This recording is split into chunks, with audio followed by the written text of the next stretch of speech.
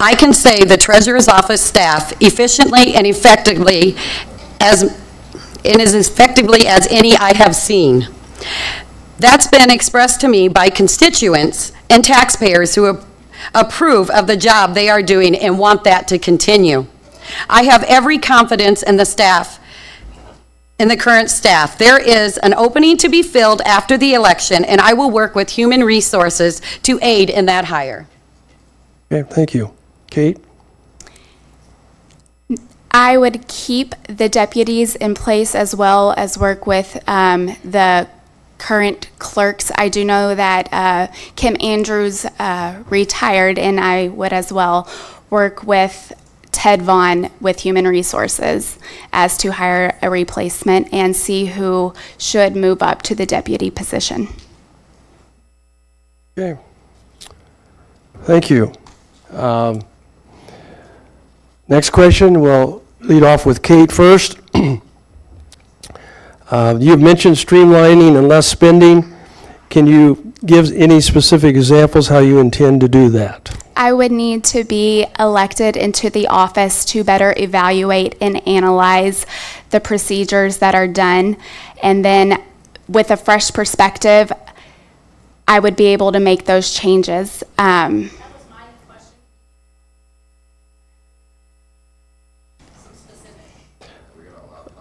Please, no comments from the crowd. We just can't do that. So, Kate, were you interrupted? Did you want to finish? A little bit. Okay. I kind of lost my train of thought there.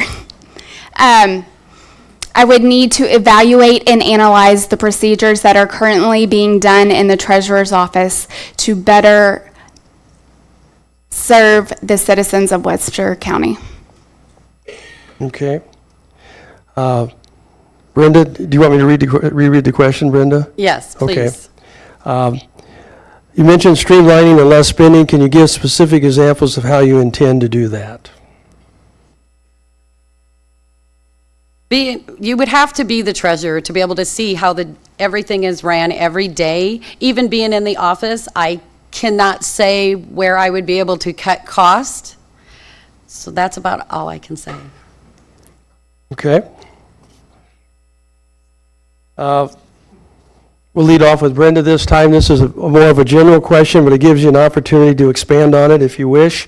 What motivates you to run for public office for Webster County as treasurer? Well, like I've said before, I've been in the office for 24 years. When Jan decided to retire, we talked about me running for office, and I feel that with everything that I know and the duties that I do now, it would make me a great candidate for the position, and that's why I think I would be the best candidate for the Webster County Treasurer. Okay, thank you. Kate? What motivates me to run for public office is my civic duty to be able to serve the citizens of Webster County. I had a meeting with Jan Messerly before I decided to run, and I evaluated the skill sets needed for the treasurer's office, and I feel like mine are a perfect match. So I made the decision to run, and I'm very excited for this opportunity. Okay. Thank you. I think that keeps us on schedule, and we're at the point now of our closing remarks by the candidates, and we will lead off with, and actually each candidate will be allowed 2 minutes for the closing statement, and we'll lead off with Kate. I would like to thank you all for coming here tonight to hear us speak on why we should be elected. I would again bring first-class customer service and physically conservative leadership and a fresh perspective to the treasurer's office. I would bring my education and my experience at the Growth Alliance with me to help serve the citizens of Webster County. Thank you. Great. Thank you, Kate. Brenda? I thank Greater Fort Dodge Growth Alliance for holding this forum and the opportunity to participate. I am Brenda Angstrom, the proud mother of 2 children, both living in Webster County. My husband of 30 years, Chuck, and I live in Gowrie, where he serves as a director of municipal utilities. I have spent nearly half my life working in the Webster County Courthouse. Virginia Goodmanson first hired me in the auditor's office 24 years ago. My duties throughout my career of serving the people of Webster County have varied, but each one prepared me for the next time a more challenging job. The office is run by the Iowa Code. Each and every job within the office is determined by the law. There are limits on governmental entities as to how monies can be invested, which are performed in the office, and how everything is to be recorded. I know this job. And we do have a policy set for the investments. At the time of deposits this year, there were $45 million was deposited into 4 separate entities. These are fluid accounts as of 6/30/2018. The last day of fiscal year, the accounts $21,707,576.29 were remaining in these accounts. This figure also included the checking account in the amount of $187,291.16. So we do invest the money into the banks every year.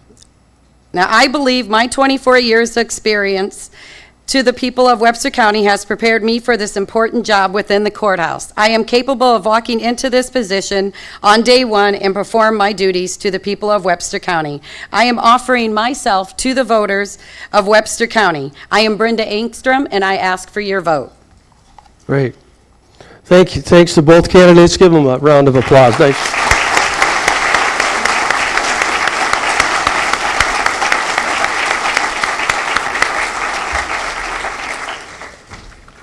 Thank you. Now we'll move on to the Webster County Supervisor position and ask the 3 candidates to come forward.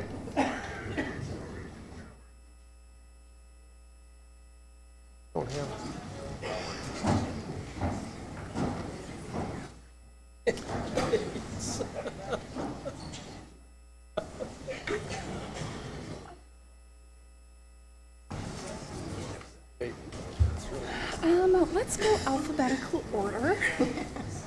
So I'm in the middle either way. Pleasure. Good to see you. Right? Yes. Yeah.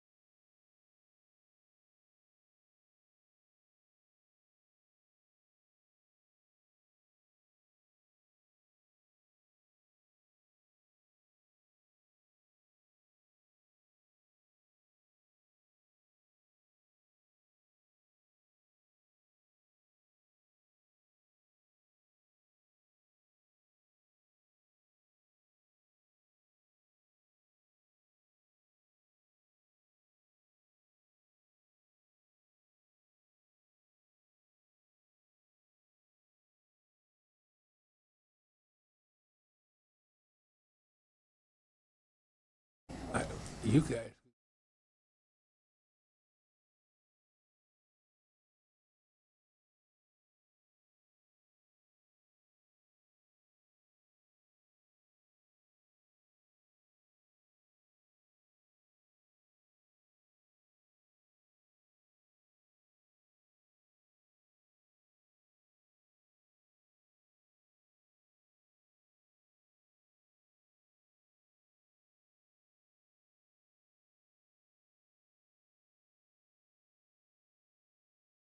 Nikki Conrad and Merrill Leffler and Eugene Newsom, thank you for stepping up this year and running for office again.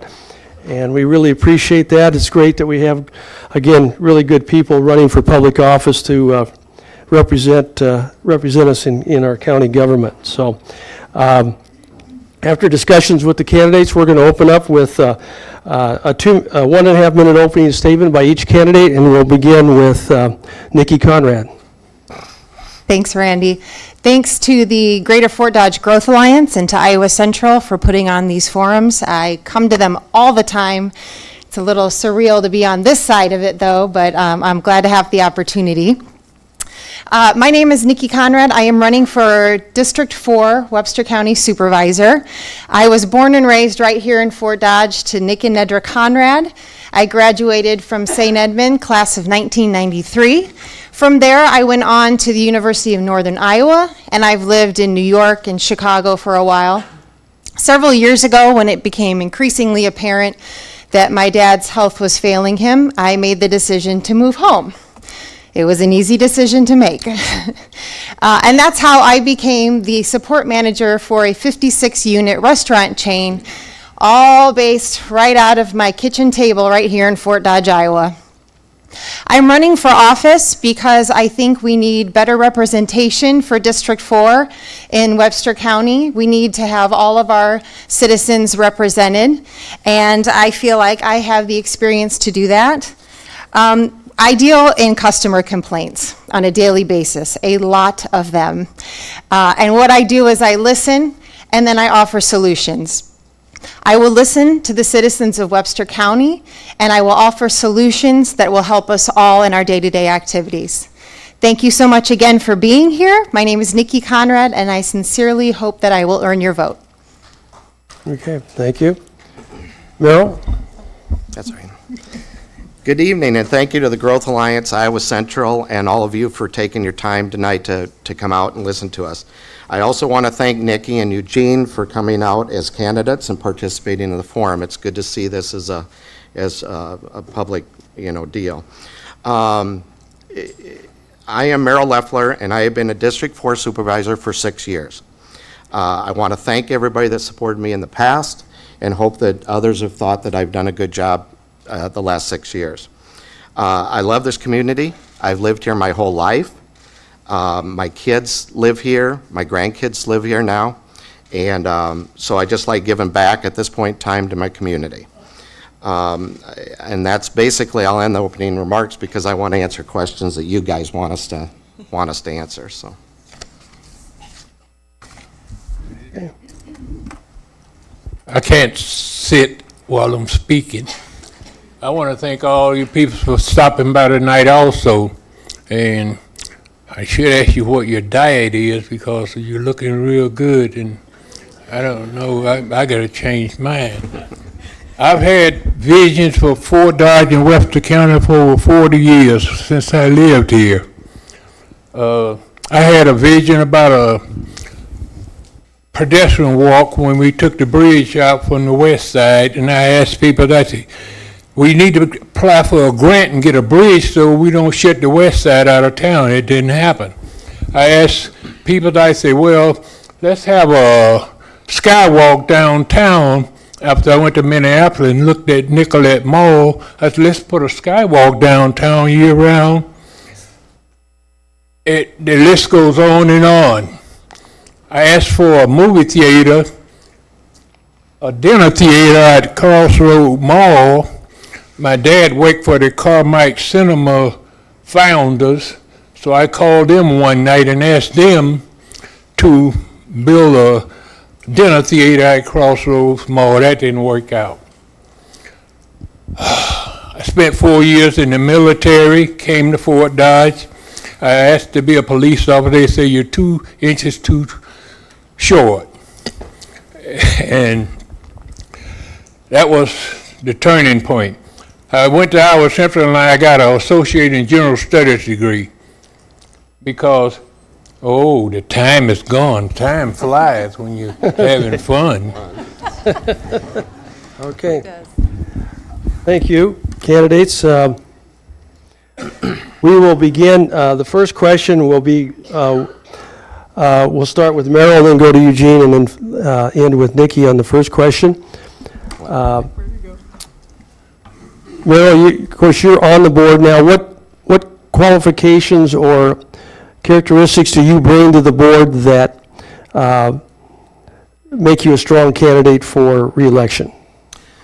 Well, I'd say experience is probably number one. I have the 6 years' experience on the board, so naturally have that experience.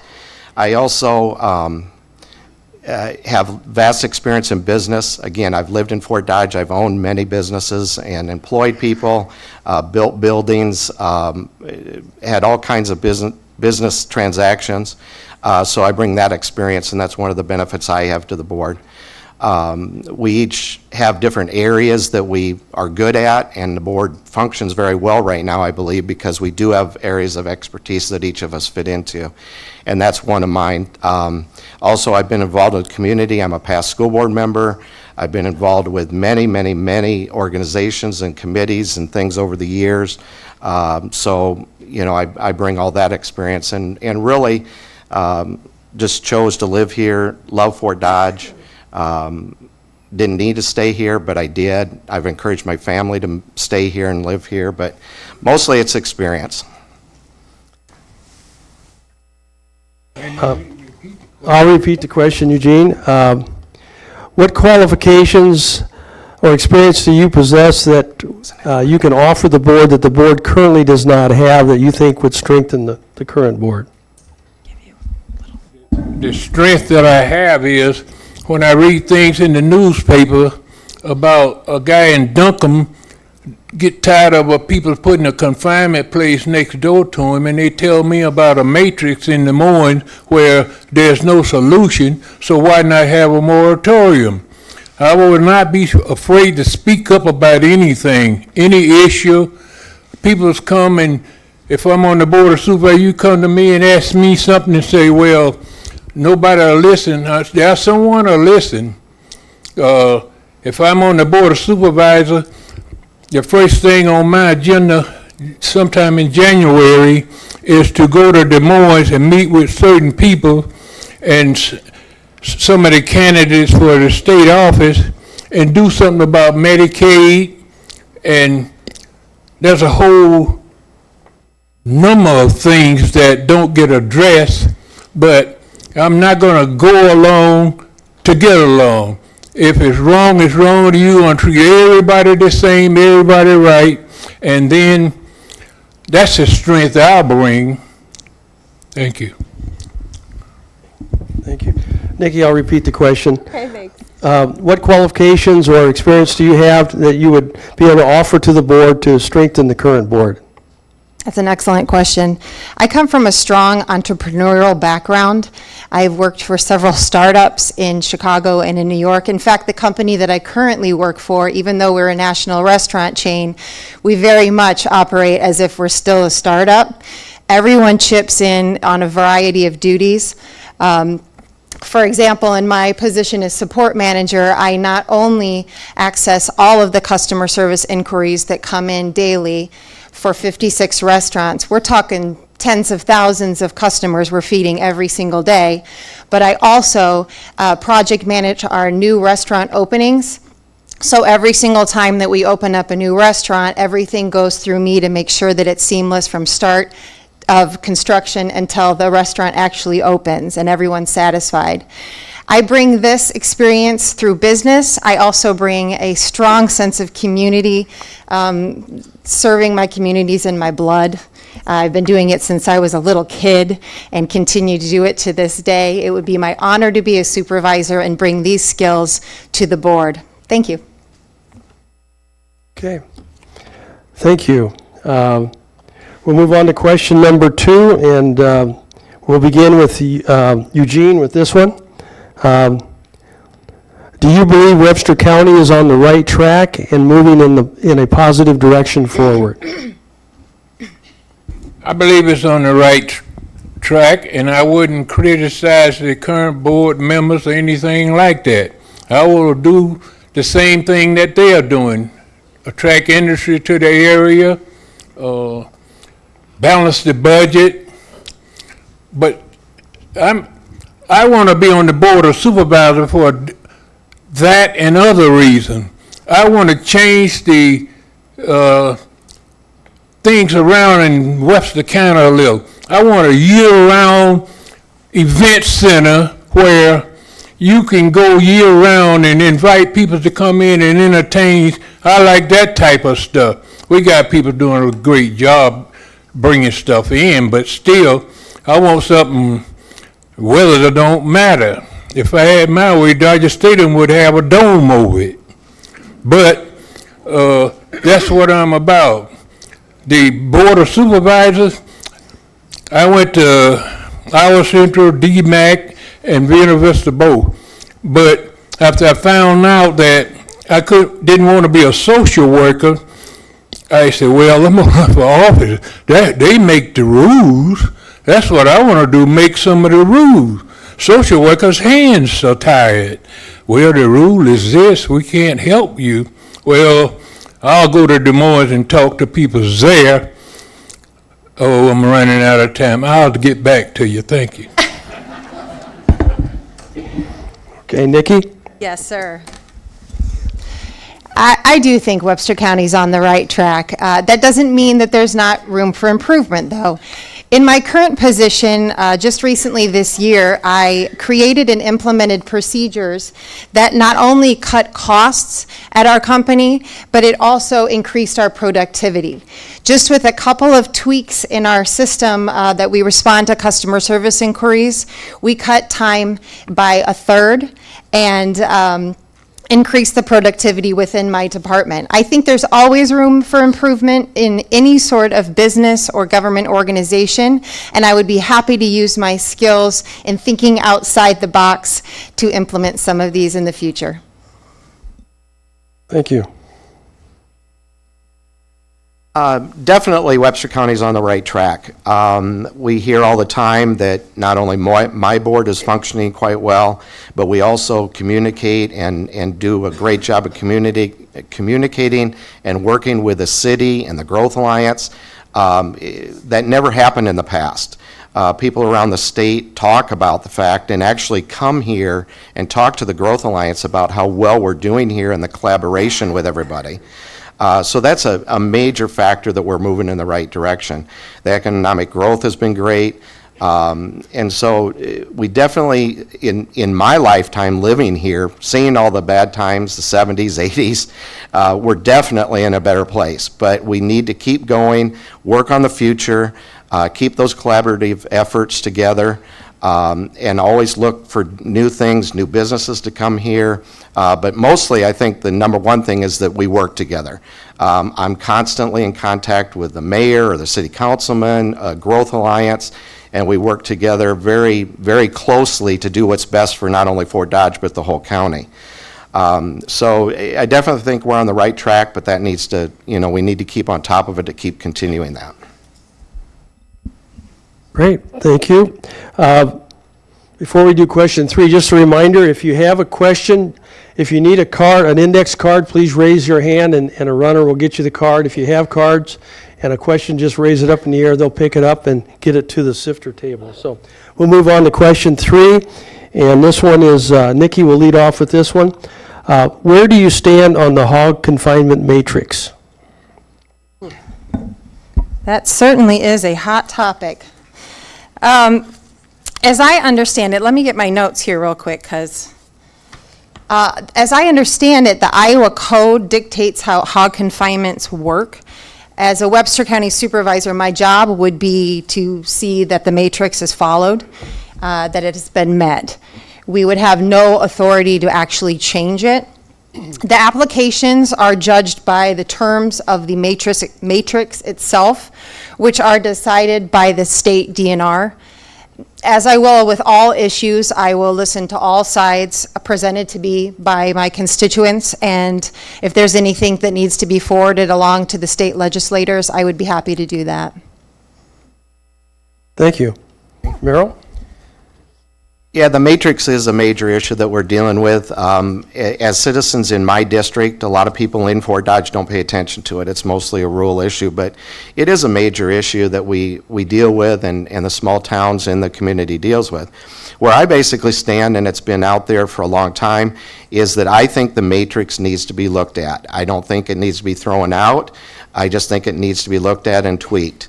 It just doesn't function at the age. It's an old document that needs to be relooked at.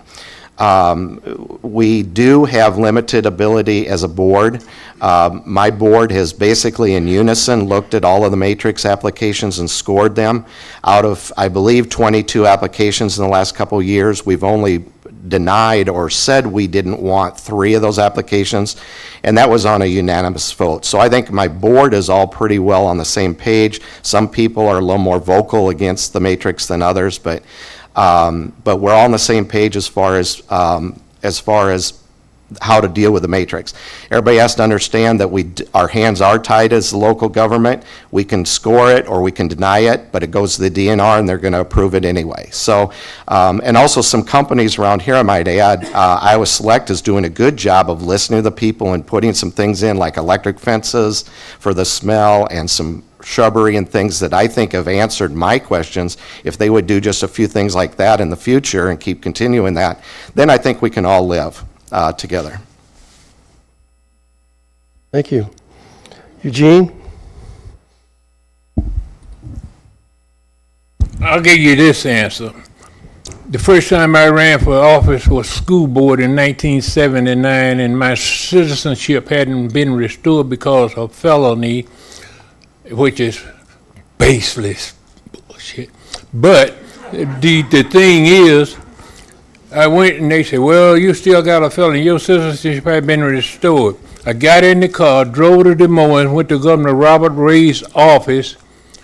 Inside this office, he invited me in, and he called his secretary in and restored my citizenship right there on the spot. I got the plaque at home to prove it.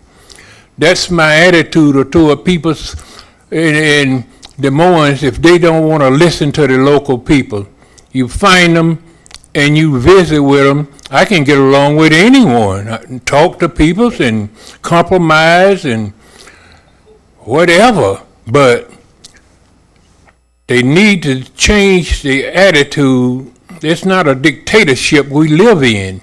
So equality for everyone. I don't have to sit here and recite the preamble to the Constitution. Thank you. Question number 4, we'll lead off with Merrill this time. Can you explain the county budget, or at least the budget process, and is there anything that you would recommend to change with that process? Well, I'd start out by saying it's a complicated issue. It'll be hard to answer in a minute and a half, but I guess the budget process, basically, we have certain funding in the county budget, different funds that we deal with, but the process really starts with the department heads coming up with their own budget. They bring that to us as a school board or as a county board of supervisors, and then we go over it. We meet with them. We go over line by line. These are some things that I helped implement when I got on the board. Before, they just kind of rubber stamped a lot of the budget. Now we have them, the department heads come in. We go over, like I said, line by line, and work with the departments to make sure that their budget is correct. And that isn't only to cut budgets, to make sure that we understand what they need in their offices. And so I think the budget process is a lot better than it was a few years ago.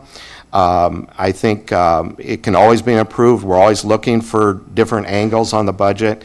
But it is a big budget, over $40 million now, and very diverse. The county budget is quite complicated as far as the different funds and the different departments and all that. It also is complicated because the elected officials in their office run their own departments. So we just oversee the total budget.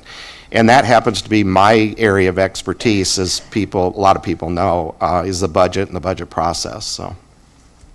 Great. Thank you. I think what he said about the budget, the one thing, if I see something on the budget and I don't like, you can get what's called a line item veto. You take it out of the budget. But I saw a lady walking down North 9th Street, had a toddler and one in the chair. And she stopped me and she was asking me questions about finding some help, you know. In the process, went up to the agency on the aging office, and the lady said, well, that program is gone. They cut the budget on it because some people's messed it up. They went in there and abused it. Well, that would be one thing that get put back in the budget, because we got a lot of single heads of household here in Webster County. We can't tell people how to live, but I'm going to go ahead and bring this up anyway. I've been planning all along to ask for a $10 minimum wage in Webster County. It ain't got nothing to do with the one on TV that just gave $15 wage. But single heads of household in Webster County, if they want to raise a quarter pounder to 50 cents more, a quarter more, all-American sandwich a quarter more, I'll pay it. Just pass it on to the employees. The one you got working there, they need the money. It's time for me to put the mic down.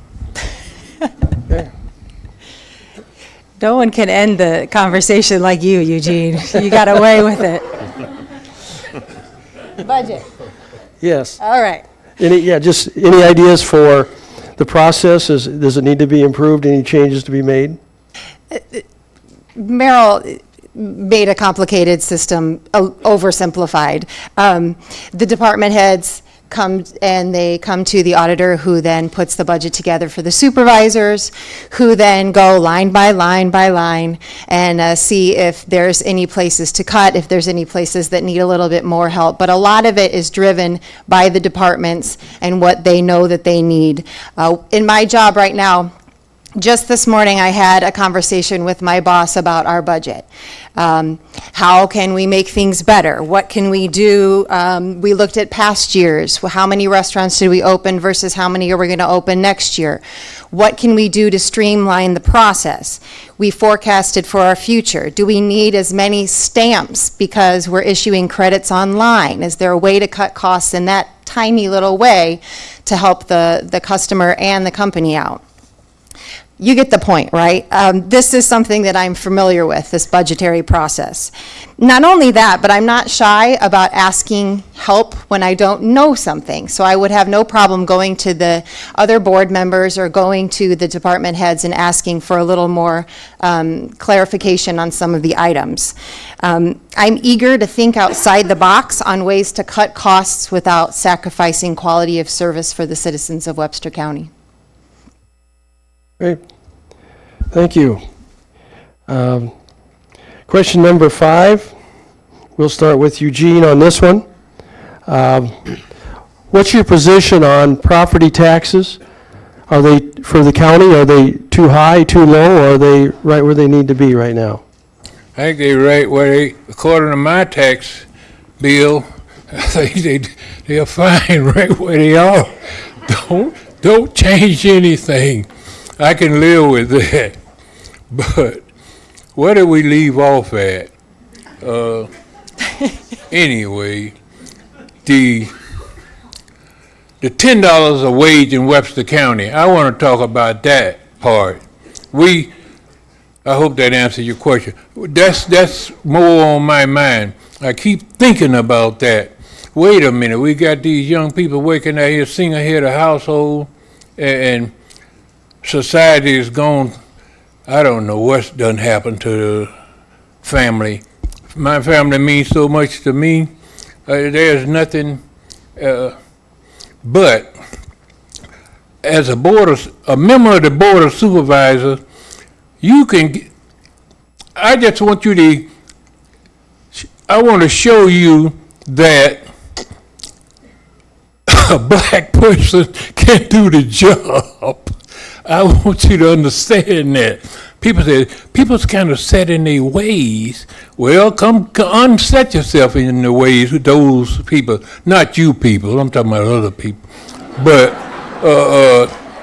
I want to show people I can do the job. A black person can do the job. So give me a chance at it. Okay, thank you. Nikki, what's your position on property taxes? Are they too high, too low, or are they right where they need to be? Are you sure I can't talk about $10 minimum wage? I'm just kidding. Taxes, whoo, pain point, aren't they?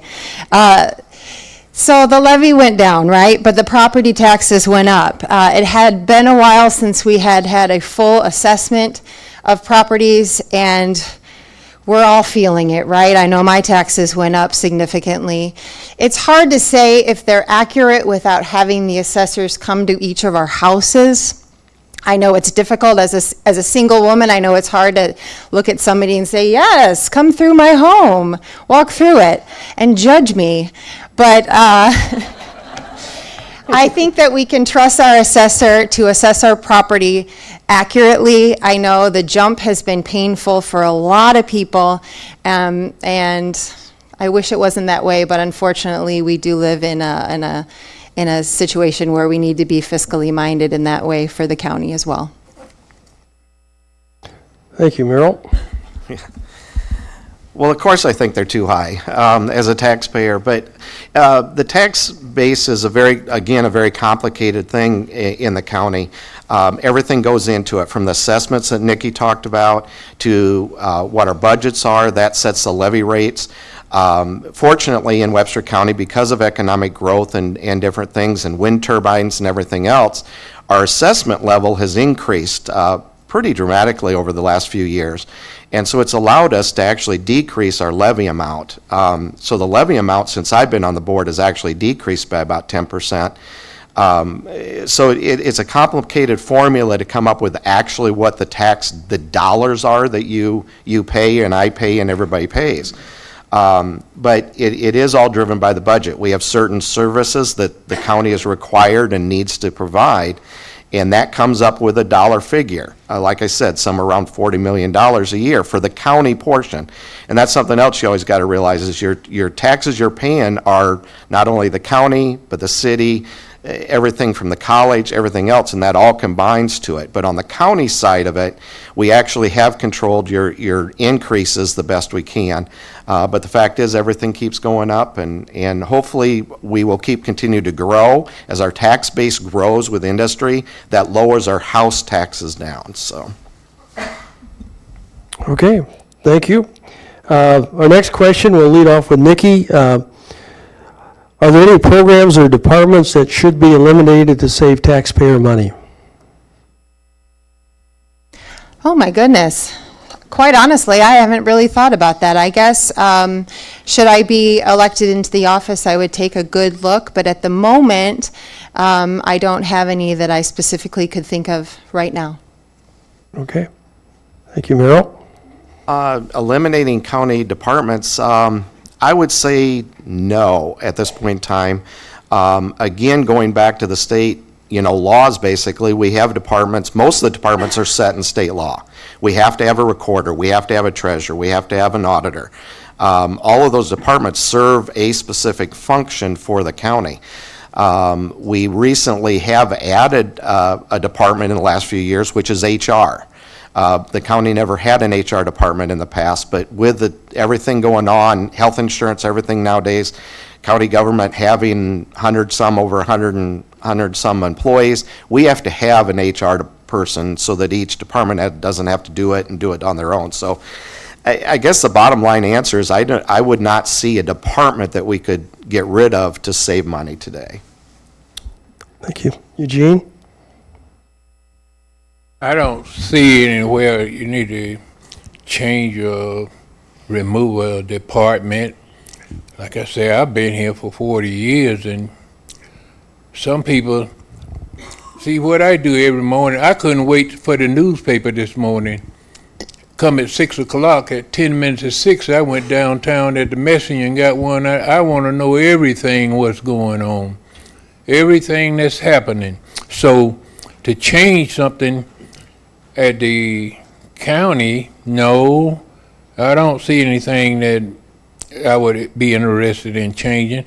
Like I said before, I never said that the people on the Webster County Board of Supervisors wasn't doing a good job. What I said was, I want you to give me a chance. I want to be on the Board of Supervisors. I've offered to give 15%, 20%, 30% of the wages to charity. I can get by without that much money from I get Social Security, but I want to get on there that bad. I want to show people, well, we should have did this long ago. He could have helped it. It'll be like the guy on the Green Mile. Boss, I can help it. I can help it. That's a good impression. Good one, Gene. Okay. Thank you. Because of time limitations, this will be our last question before our closing comments. And I believe this one begins with Merrill. Mental health in Iowa is a big issue. Counties are involved in that, and there's a lot of changes going on. What are your thoughts about the role that Webster County should be playing with mental health, and any recommendations for improving it? Mental health is a big concern for the county right now. With the changes in the state, we joined a region of 22 other counties. It's a huge region.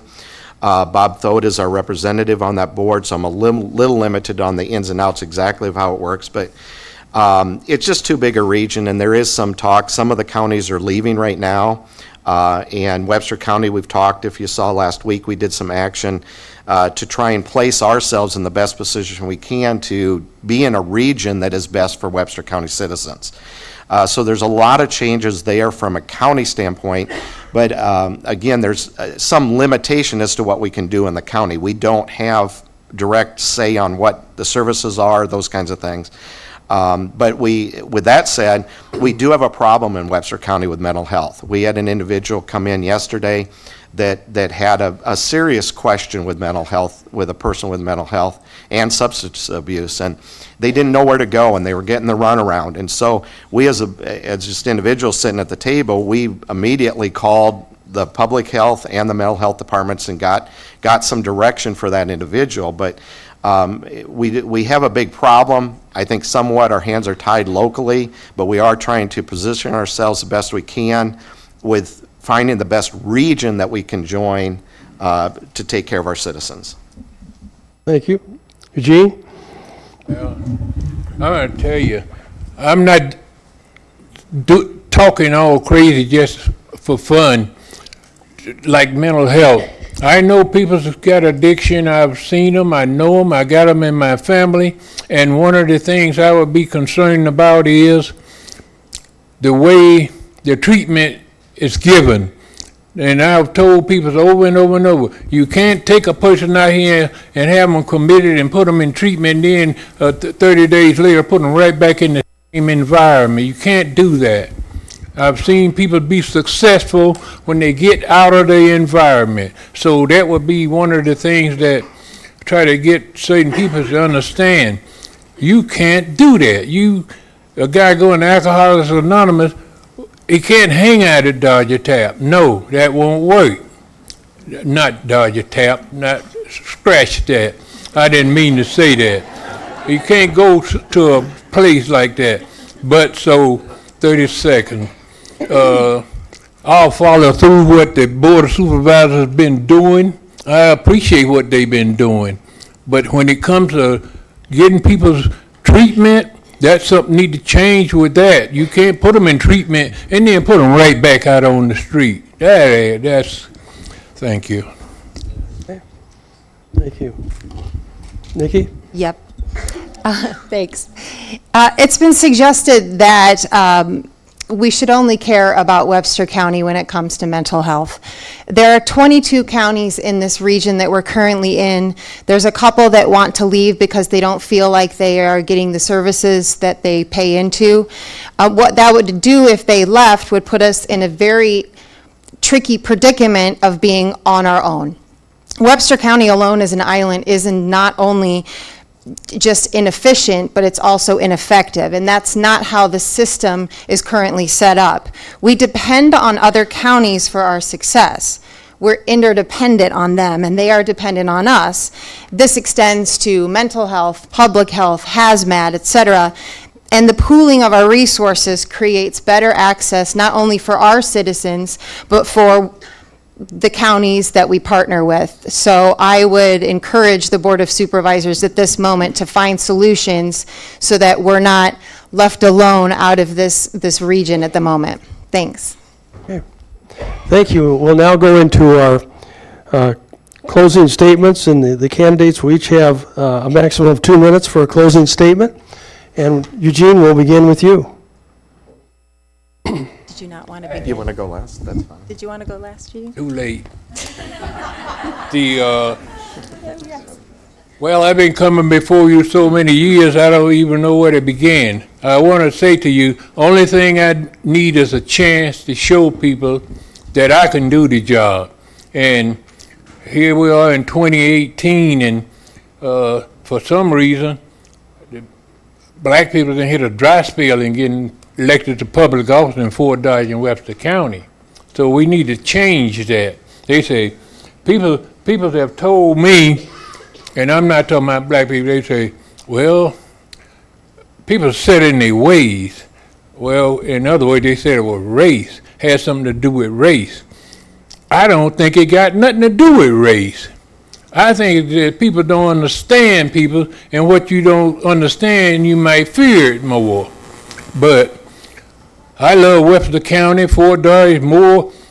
I can't speak for you. I love Fort Dodge and Webster County. So if you say, well, if you run for county supervisor and do it for free, we'll elect you. Okay, where do I sign up? When I first started, I didn't even know they paid a wage that long ago. I come to find out is, wait a minute, what's this, $29,000? Wait a minute. And then I thought about all the money I spent running. I said, well, I better take some money and get the rest of different organizations, the churches and things like that. But we got wonderful people on there, but now there's time for a little change to come and give me a chance. I just want one term, 4 years, and I'm done. I'll be at an age then, don't make me tell my age, but I'll be at an age then where I want to take it easy. Thank you. Thank you. Nikki, closing statement. Once again, thank you to the Greater Fort Dodge Growth Alliance and Iowa Central for hosting this event. Thank you, Randy, for moderating, and to Eugene and Meryl for participating in some good conversation. Thank you also to all of you who took time out of your busy schedules to be here tonight. This is probably the biggest crowd I've seen at one of these forums in a long time. Democracy starts and ends with an informed public, so thank you. We heard a lot tonight about community and experience and about the issues affecting District 4. I believe I have proven myself to be an honest, ethical, and experienced candidate who would prioritize the needs of District 4, who would listen to all citizens, voters or not, and use ingenuity and common sense to solve problems proactively. And I sincerely hope you all agree. My name is Nikki Conrad. I would be honored to have your vote as early as October 8th for early voting, or at the polls on November 6th for Election Day. If you vote at Erie, Elderbridge, Fieldhaver, or the Lions Den, please vote, and I hope that you vote for Nikki Conrad. Thank you so much. Thank you. Meryl. Thank you. And again, I want to thank the Growth Alliance and everybody here, Nikki and Eugene. It's been a very good conversation. As I talk to people around my district, I hear many positive comments about how well the Board of Supervisors and myself have been getting things done for our county. People are very optimistic about the future of our county.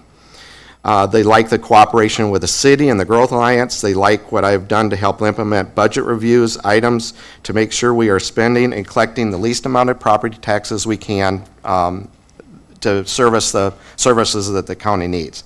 They know that I personally argued the assessment increase case to the state, which resulted in hundreds of thousands of dollars of property tax savings to the commercial properties in the district. That was one of my main things that I did the last few years.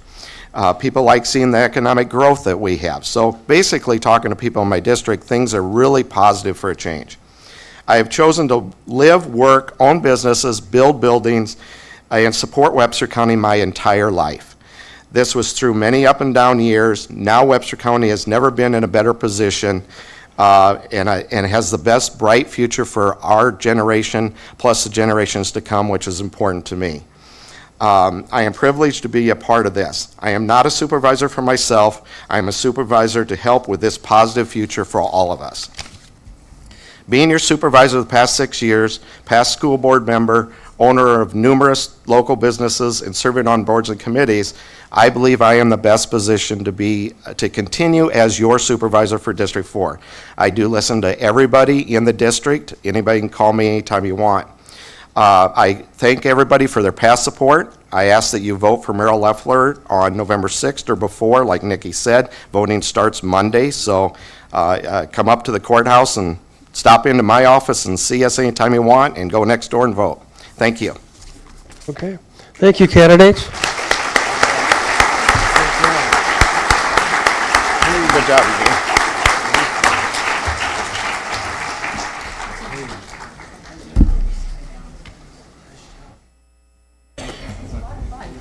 Thanks, Renee. Thanks, Jill. See ya.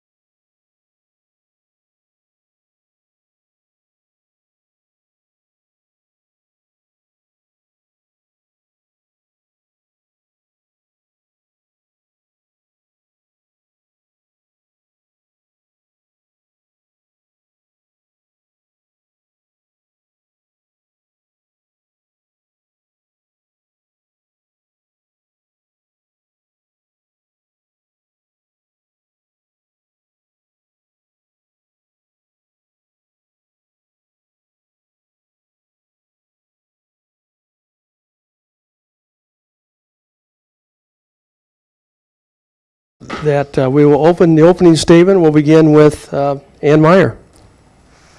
Well, hi everyone, I'm Ann Meyer, and first I want to thank the Greater Fort Dodge Growth Alliance for putting on the forum, and of course Iowa Central, my favorite community college, for hosting, and thank all of you guys for coming out tonight. I really appreciate your citizenship. Every election is important. Our family moved to Fort Dodge, Iowa 18 years ago in May of 2000. We made the decision to move to Iowa for a better quality of life, and every day I'm thankful we made that decision. Fort Dodge has been a great place for us to live. It's been a great place to work. It's a great place to worship, and it's a great place it was a great place to raise our son Jacob. Since moving here, we have happily immersed ourselves in the community. We support many causes, served on boards and committees. I love this community. We put our roots down here, and I want to see it prosper. I decided to get involved in state government to use the 31 years in healthcare experience that I've had working as a nurse and a nurse educator to work on the problems that are surrounding our healthcare system. I also want to make it a priority to work on expanding and strengthening our mental health treatment systems in our community and the state as a whole. Most of all, though, I want to stand up for you. I want to make sure your voice is heard in Des Moines. I will be here to represent you. Okay, thank you. Good evening, everybody. My name is Megan Srinivas, and thank you all for being here tonight. And thank you to the Greater Fort Dodge Growth Alliance for hosting this, for Randy for moderating, JP and Todd for sifting and helping volunteer with all of this. I'm very excited to be here to discuss the issues with my opponent. Just to fill you in a little bit about me, I grew up right here in Fort Dodge. I went to Cooper Elementary. I went then through Fair Oaks and Phillips Middle Schools and graduated from the senior high in 2005. Growing up in Fort Dodge, it was more than a community. It was a supportive network of friends and family. My house was the house that our friends used to come over to, and they would just walk straight through the door, not even say hi to me or my parents or my brother, and go straight to the pantry, because they knew that there would be snacks there and it was time to figure out what to eat. And that was the kind of community we grew up in. Everybody was welcoming. And even the role models I had growing up, from Sandy and Roger at Hollingsworth, growing up there dancing, they knew each of us dancers had an individual story to tell. From Coach Pat Bennett on the tennis team, she knew that we each had our own journey to live as players. And Mrs. Diane Pratt, who had been my tag teacher from 5th grade on, she made sure each of us knew how to shine because each student was an individual in its own right. And seeing those role models, investing in each of us, knowing that we had more to give, made me want to do the same. And so I became a doctor, so I could give back to the community that had given me so much. And now that I come back home after my medical training to be a doctor, I saw where the pitfalls in our healthcare system existed. Having worked in health policy for 15 years, having been a part of this community, having this be my home, I knew I had to run to fight for my home. Thank you. Okay, thank you. We'll begin and remind both candidates that speak into the mic if you would so everybody can hear. Thank you. First question, we'll open with Ann Meyer. Both representative candidates claim to want to make health care less expensive. What are your specific plans to do this?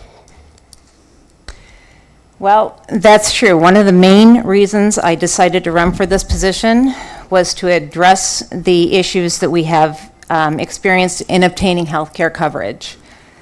I've heard stories from you at the door who've had to purchase your own insurance.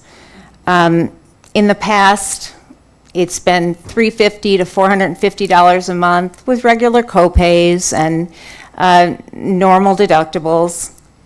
In the past few years, it's gone up to about $2,000 a month for individual buyers with a $5,000 deductible. So what we're looking at is about $29,000 out of pocket before you even hit your health care insurance coverage. I've met some of you at the door that say you would also love to take early retirement, but you just can't afford to because of the health care costs. Your savings would be depleted. Okay, first we have to recognize in this discussion that a lot of things are a lot of decisions will be made at the national level. But there are issues that come up every year in front of the state legislature. Pardon me, I do have to refer to my notes sometimes. I'm not a politician or a polished speaker. One thing that came up last session was the product that was worked on through Farm Bureau and Wellmark. This is going to actually bring costs down about 1/2. It's a good alternative. I think we can look at how this product is working next year and expand on it. Healthcare is not a party issue. It's something, but it is an example of where politics have not served Americans and Iowans very well. As your representative, I pledge to work across the aisle and use my experience to find solutions for you and your family. Okay. So healthcare is the issue I decided to run. I didn't really bring notes with me tonight because I wanted to speak from the heart tonight. And this is an entity that I know really well because I've worked in health policy for the last 15 years. Since I was 15, I first was hired by the World Food Prize to do so. And I've also been a doctor now, working directly with patients for 10 years. This is my lifeblood. When it comes to the cost of healthcare in our state, there is a component that's federal, but how we're implementing it here is completely at the state level. There are only 7 states in the country that have privatized Medicaid, and the one that has come closest to us only privatized it to 50%. Here in Iowa, we privatized it to 96%. And in doing so, we combined it with cuts to our mental health services left and right. And all this has done has increased the administrative costs of administering health.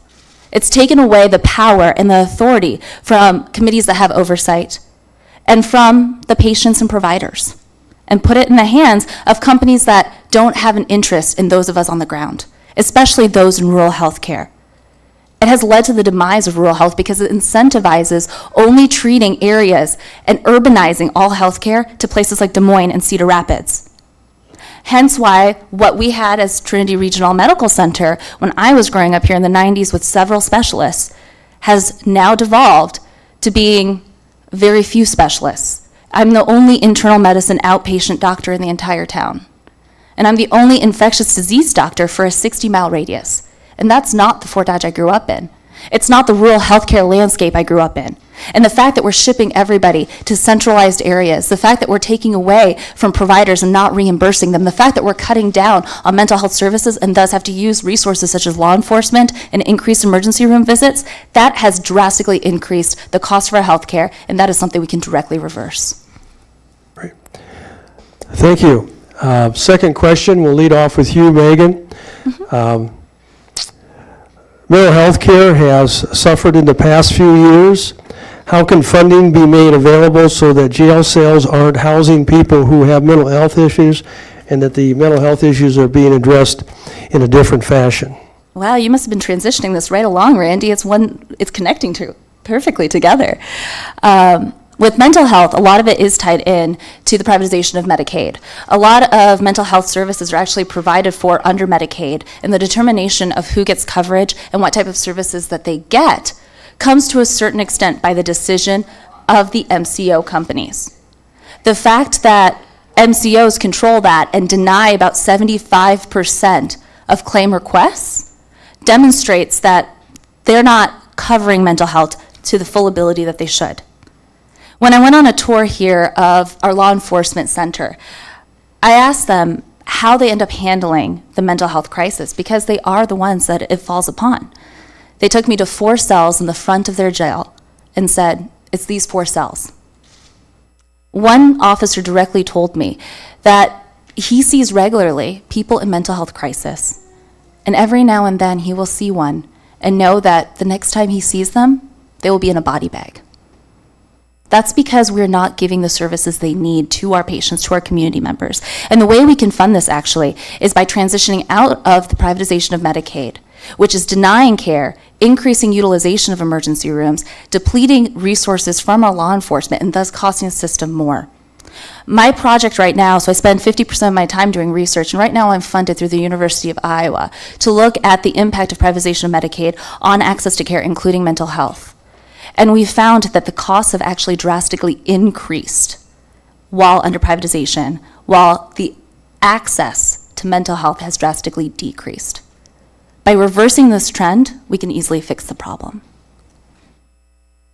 Thank you. Ann, you want me to reread the question too? No, I'm good. Okay. I would have to say 95% of the people I talk to at the door say they have a huge concern with mental health care, with mental health illness. Most have a friend a family member, a daughter, a granddaughter.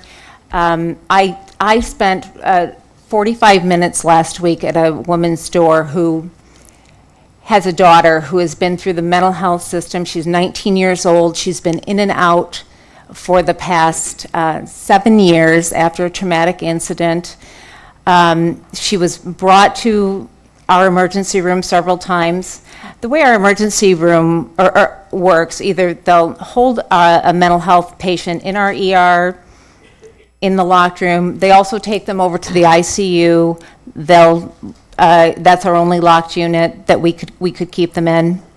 And then they'll hopefully find a bed within Iowa, which there are very few, or they'll be released after 3 days without treatment. I talked to another man at the door who told me his son tried to commit suicide 3 times. On the 3rd time, he was successful. 1 suicide is far too many for our community.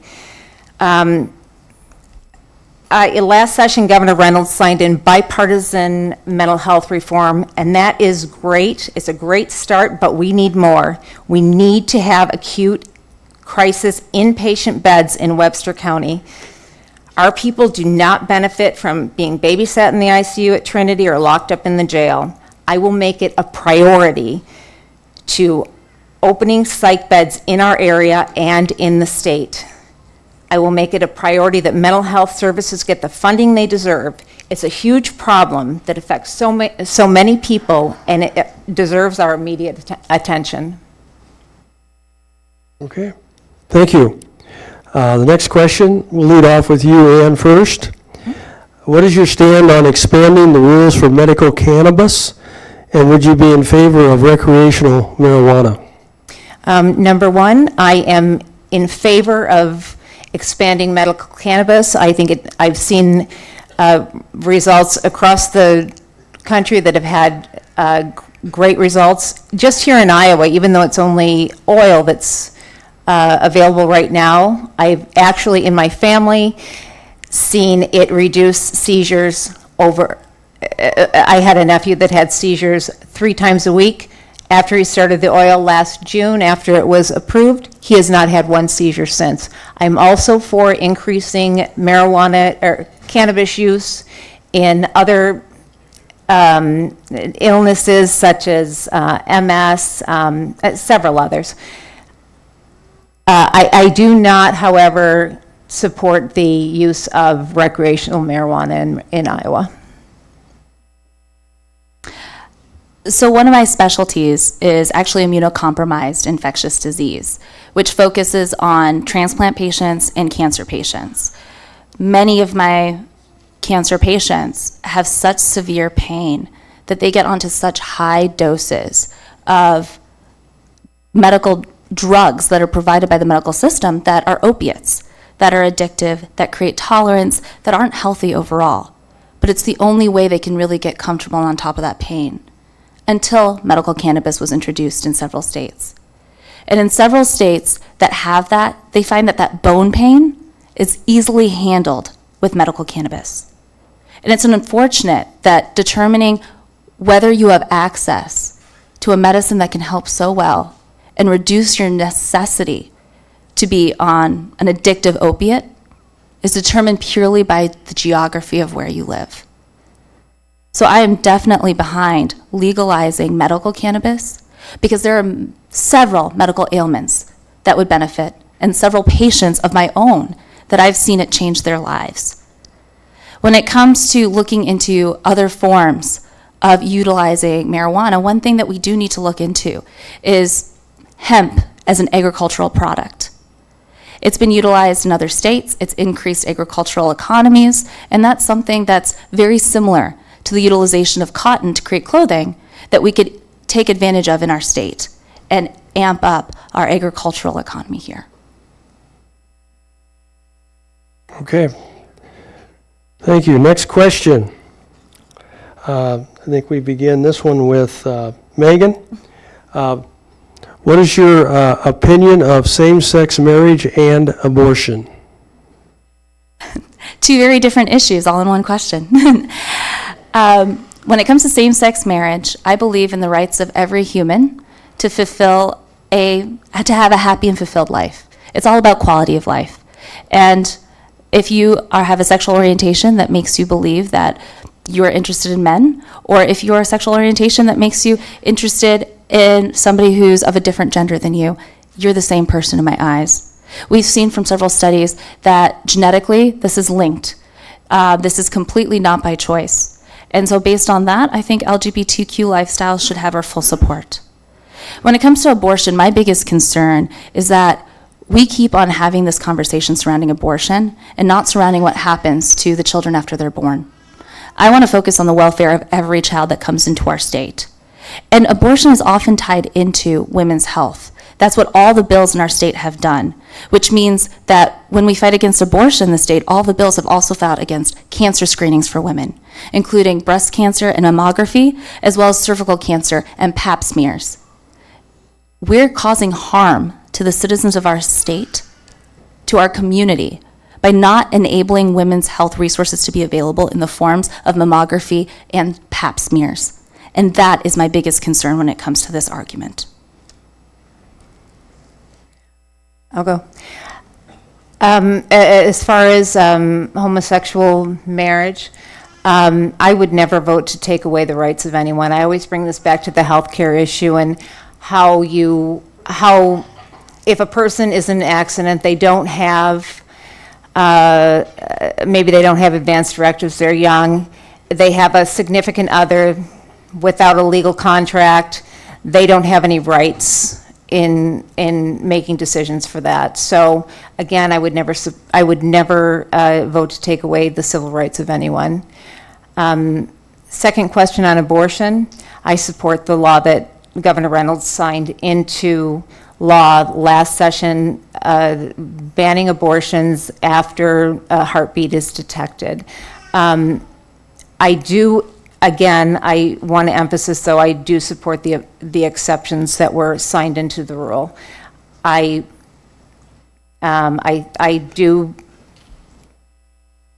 wouldn't probably go any farther with a vote than that if it came, if that came into effect. As far as what we're looking into is women's health, I talked to a gal at the door. She was 23 years old when she was pregnant, and she went into our Planned Parenthood office, and this was years ago when we had Planned Parenthood. She told me, I was scared, I was 23 years old. The only counseling I received from Planned Parenthood was, when can we schedule your abortion? They didn't offer any other choices for her. They didn't offer counseling. As far as women's health goes, Webster County has several places that you can obtain all of the women's screenings, cancer screenings, through public health, through informed choices. I don't want to have taxpayers who are vehemently opposed to abortions paying for abortion. Okay, thank you. Next question will be, I'll ask you, Ann, first. What is your position regarding the status of IPERS? Would you be in favor of privatizing it? I think one of the best programs that the state of Iowa gives to its public employees is IPERS. I'm not in favor of privatizing it. I would not vote to change it. I would only vote to make it more solvent. IPERS is a great asset in the state. It's considered one of the top public pension funds across the country. And taking away the safety and security of our retirees and our future retirees, especially those of public workers and teachers, people who have given so much back to this community, is an atrocious thought. Unfortunately, right now, if you look at the calendar, the week after the election, the party that my opponent is running with already has on schedule a meeting with a company planning to privatize IPERS. There's also Senate File 45 that was proposed by my opponent's party that directly discusses 2019 as the date that no longer they will take new enrollees into IPERS. By doing that, that would make IPERS insolvent and take away a security blanket for several future retirees, including those of my generation. As we've seen, looking at the data, if we privatize, we create a more unstable retirement system, both for the current retirees who are already dependent on those that will continue to pay into the system, but also for future retirees, because it's going to create just market volatility that's going to dictate whether somebody has a retirement fund when they come to age. And that is not a good security blanket for the future of Iowa. Thank you.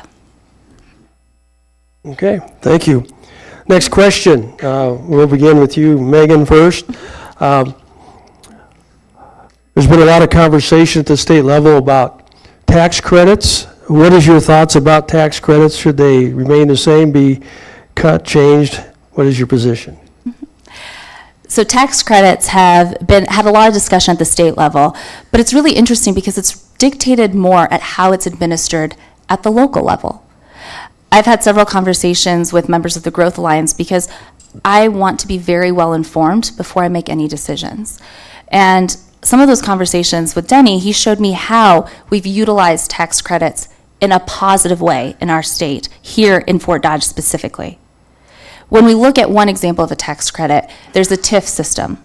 In other parts of the state, it's been abused. And because of that, it's taking advantage of the tax credit system. Here in Fort Dodge, Denny was telling me that there is only a 4% cap on the amount of TIF that we're allowed to do. In other parts of the state, they've seen as high as a 90% cap. Most recently, the data for 2017 shows that the highest rate is 49%. And when you do that, you're taking away funding from other local entities, including education, the school board, etc. And that is a threat to the community. But when it's administered conservatively in areas like ours, in rural areas that need the economic stimulus into small businesses, that's when we see effective growth. And that's why, if you look at the projections that have been done with the TIFs that we've been using here in Fort Dodge, that's been administered in a proper way, we've seen outcomes, positive outcomes for our economic development, and our economic growth is going in the right direction. And that is what I'm behind, is conservative, positive use in a very smart way. I think of all the progress I've watched over the last 5, 6, 8 years living here in Webster County. The progress we've seen in this city, in this county, in this region does not happen without tax credits. In Webster County, we've got CJ Bio and Cargill here. I think we can all agree that those are pretty good companies to have in our area. It's had a positive effect on our farmers. It's given them more uses for their products. It's given hundreds of good paying jobs and everything that goes with that, like more income tax, more sales tax, better roads, and that industry has spurred other businesses in town, like retail and restaurants. So they've been dependent on TIF and renewable chemical credits. You know, we also have people living in buildings downtown that were remodeled using the historical credit.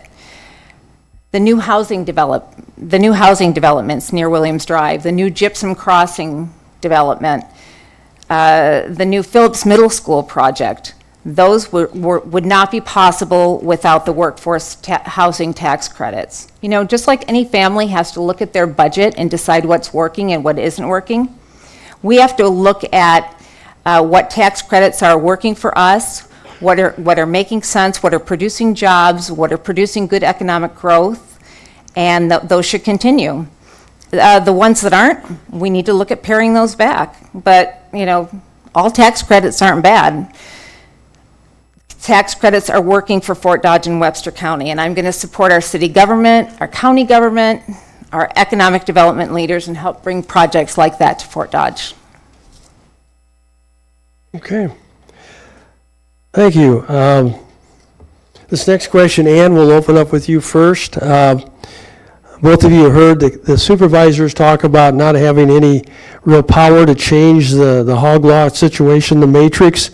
As a representative in the State House, what leadership, what is your position on hog lots in Webster County? Well, farming is the #1 industry in Iowa, and really, no one is more concerned about the land and livestock more than our family farmers. I visited a hog finishing farm recently, and they're concerned with their land, they're concerned with their water. In fact, the farmer told us that the pigs drink from the same well that they drink from. I think that's a pretty good testament of how well that area is being cared for. As far as the master matrix goes, I've heard the Secretary of Agriculture say, you know, it might be hard to have 99 sets of rules for 99 counties. You know, however, I think conversations about the matrix are still going to continue, and I don't think it's a settled issue. I think we need to look at the new water quality issues, legislation that went into place, and see how they're working. And really, I'm going to Des Moines with an open mind. I'm going to look at all the options on the table and go from there. My parents are both veterinarians, so I grew up around large animals because they're large animal veterinarians, including pigs. And they actually spent years developing vaccines for pigs, porcine vaccines. That was one of their specialties, and actually my mother's thesis statement. The only problem is when I was 4 and she would take me out to the hog lots, I would start to name them and she'd say, that's not a good idea. But that being said, we grew up discussing the science behind farming, the science behind agriculture, and how interdependent we are from human health to animal health, and why it's so important that we work together between all of these industries, from the pharmaceutical down to the farmers. And then when I got older and I met my significant other, JJ, he and his family are Iowa farmers. They had a small farm, they still do actually in their family, but they no longer have the hog lot on it. But they did have one when he was growing up. And he would tell me these stories about how he'd have to wake up in the morning and smell like pig feces the rest of the day when he went to school. Didn't make him the most popular kid at school. That being said, he and his family have taught me so much more in addition to the science behind it. They have taught me about the small farms that depend on livestock and how we have to work with them carefully to ensure that they have autonomy, to ensure that they have the independence and the support to continue to succeed, especially if they want to continue to have livestock in their future.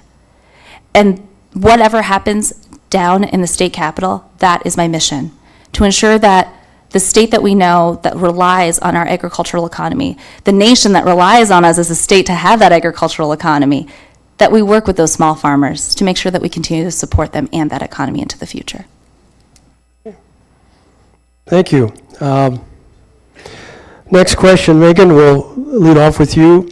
Kind of a tough question, but if you were to get elected, what would be your #1 priority to get accomplished, to get passed in legislation at the State House? So the reason I started running was because of my patients. I saw my patients suffering from a broken healthcare system that was holding them back rather than fighting for them. And as a physician alone, treating them with my medical exams and medicines wasn't sufficient to fight for the social determinants of health that they needed, the healthcare system that would provide for them the medicines, the care, the procedures, the services that they were being denied. The first thing that I want to do is I want to use my 15 years of policy experience to craft better policy when it comes to healthcare. When I went down to the Capitol in the spring to discuss the fact that I was going to run, I wanted to meet with other legislators from both sides of the aisle, because this is not something that can be done as one party versus the other, and it's not something that should be done that way. This is about caring about Iowa values, caring about your neighbors, and working together in a collaborative spirit to accomplish what's good for our state and our communities. And when I went down there to discuss my plans and my vision, I already have a plan in place, and I openly told that to them. I told that to the Iowa Health Association, the Iowa Hospital Association, and to the legislators. And I had several legislators from both sides of the aisle, Republicans and Democrats alike, coming to me and saying, you know, we don't have a single doctor in any elected office in Iowa, let alone in the state legislature.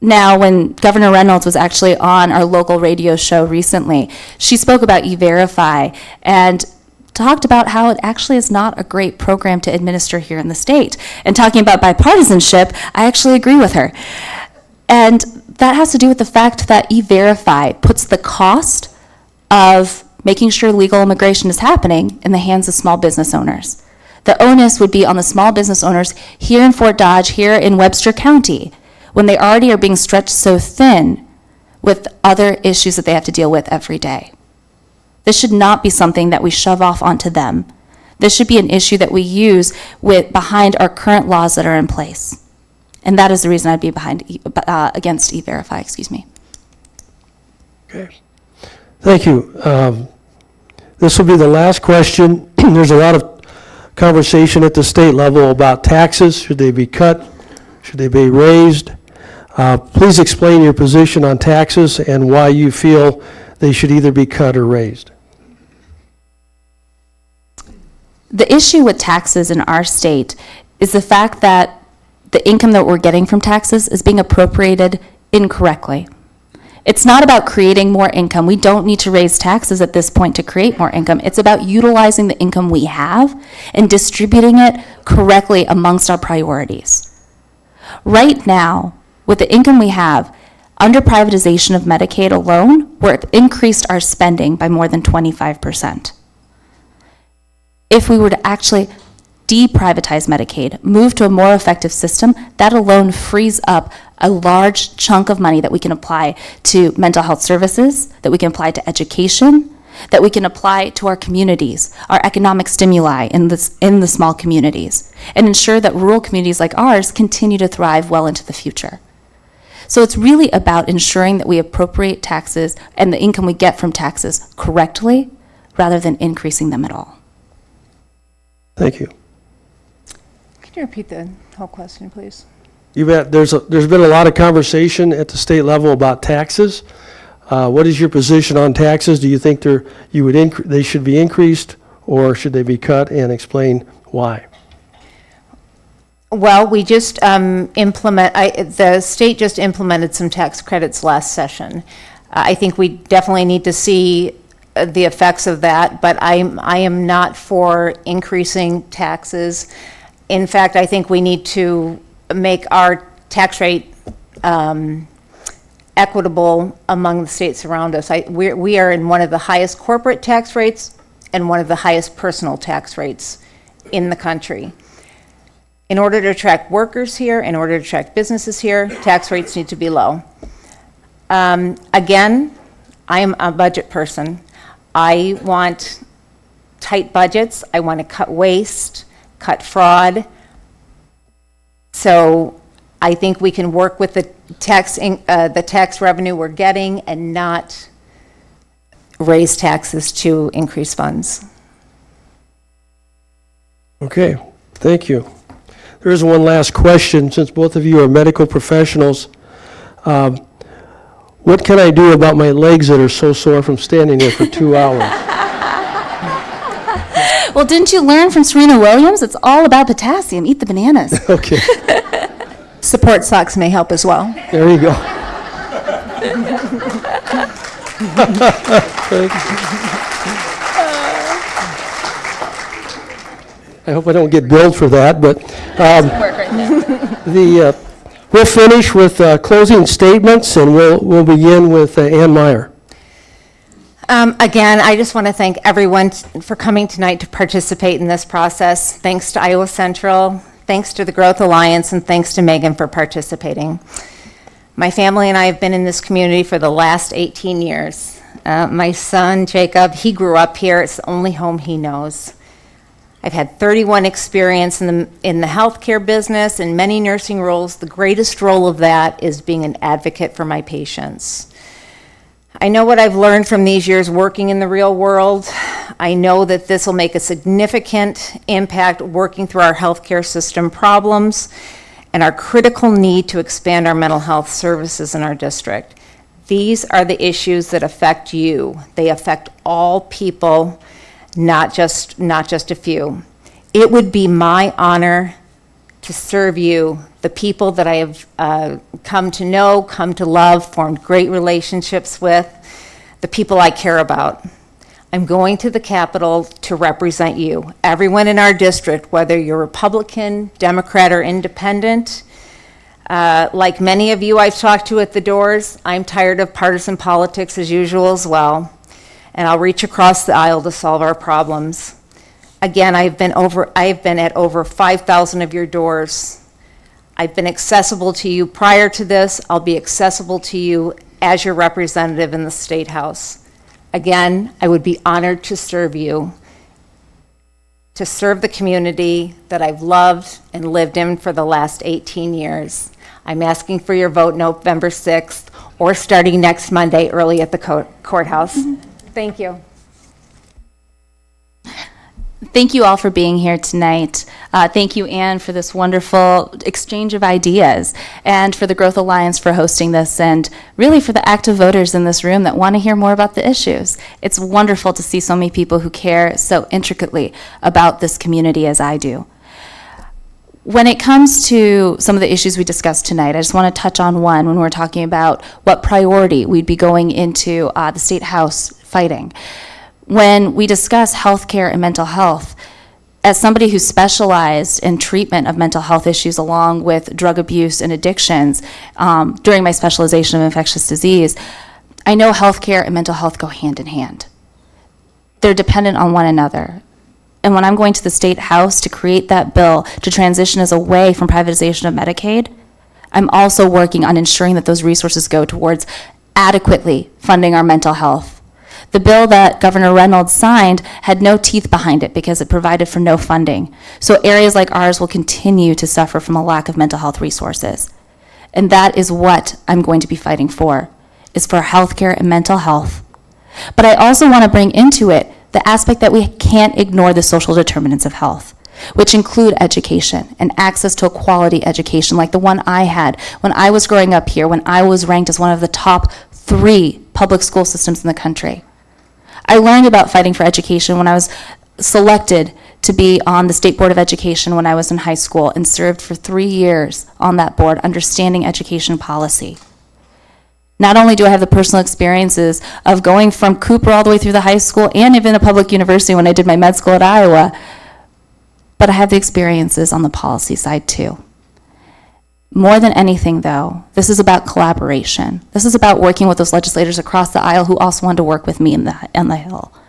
This is about a community that I love because I grew up here, it's home, a community I started volunteering in 1995, and one that I want to continue to serve for the rest of my life. Thank you.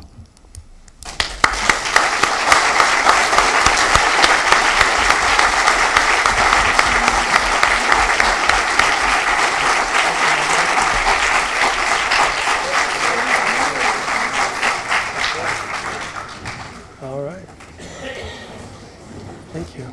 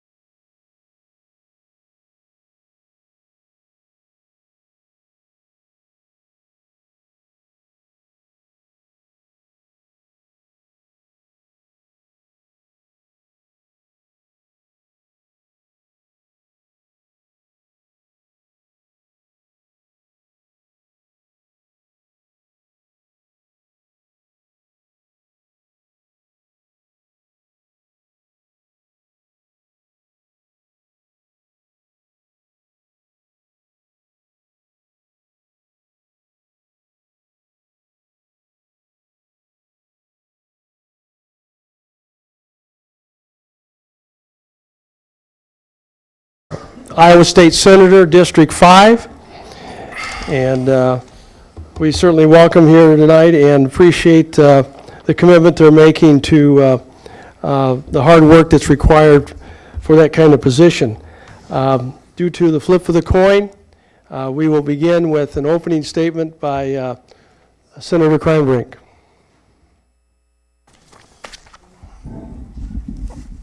I hope I can sit in front of the head here.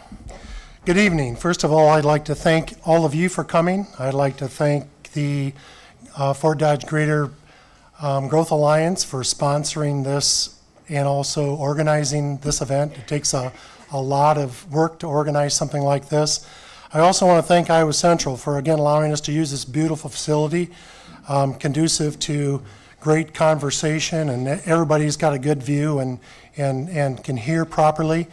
I also want to thank my opponent, John, for running as a candidate to give people in District 5 a choice. I think that's important, that people have a choice of who to vote for their next state senator. Most of you have a fairly good idea who I am. I'm a son, a husband, father, foster dad, grandpa of 2 great granddaughters, and I'm just about ready in March to have our 3rd. I don't know if it's a granddaughter or grandson. A teacher, coach, business owner, employer, investment advisor, and for the last 4 years, I've been your Iowa State Senator for District 5. Over the past 4 years, it's been my practice to listen to both sides of every issue, research and fact check, using all the resources that are available to me, and make my final conclusion and then make my vote. I realize all of my votes aren't popular with all of my constituents. My final test has always been, will it make Iowa a better place for my children and grandchildren? Will they want to keep Iowa as their home to live, to work, and to raise their family right here in the great state of Iowa? I want to thank you again for having me, and I'm looking forward to this forum.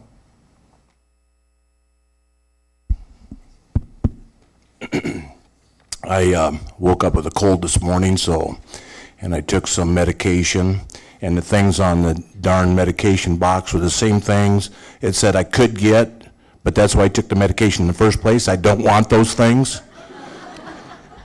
So I'm going to be a little foggy tonight, but at the same time, being right up front. My name is John O'Brien. My wife Gina and I have been living in the Fort Dodge area for 11 years.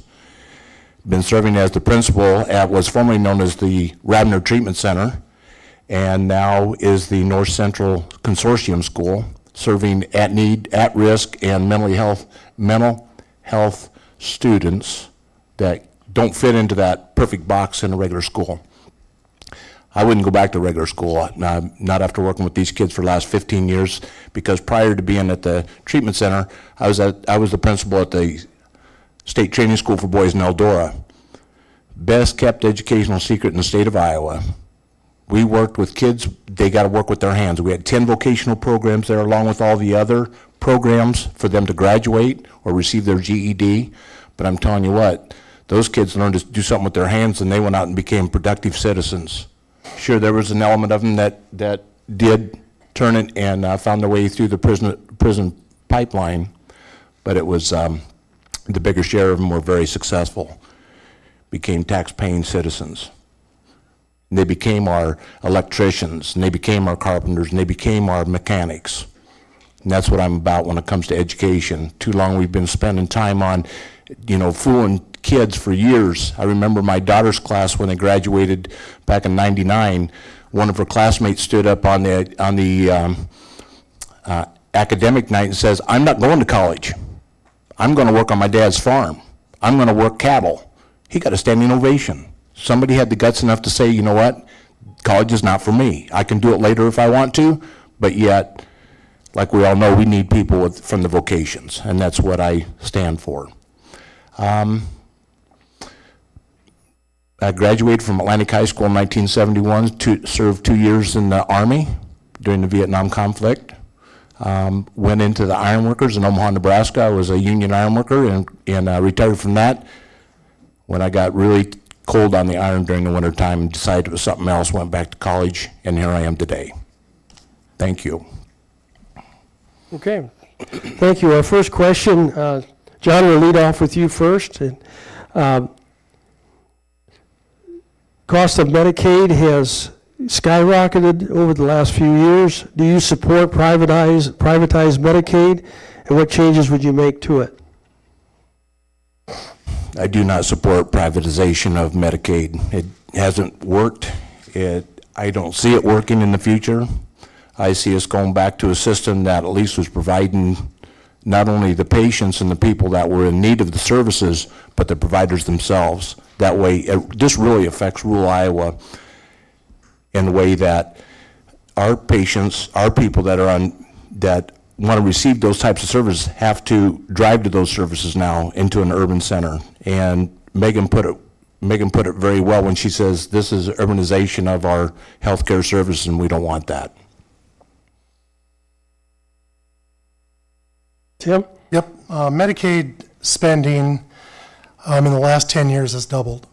It's been a problem as far as the raising costs of the services, also the raising cost of the amount of money that we're spending on Medicaid.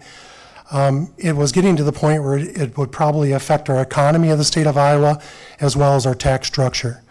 I think if something wasn't done, we were on our way to a shipwreck that we wouldn't have an answer to.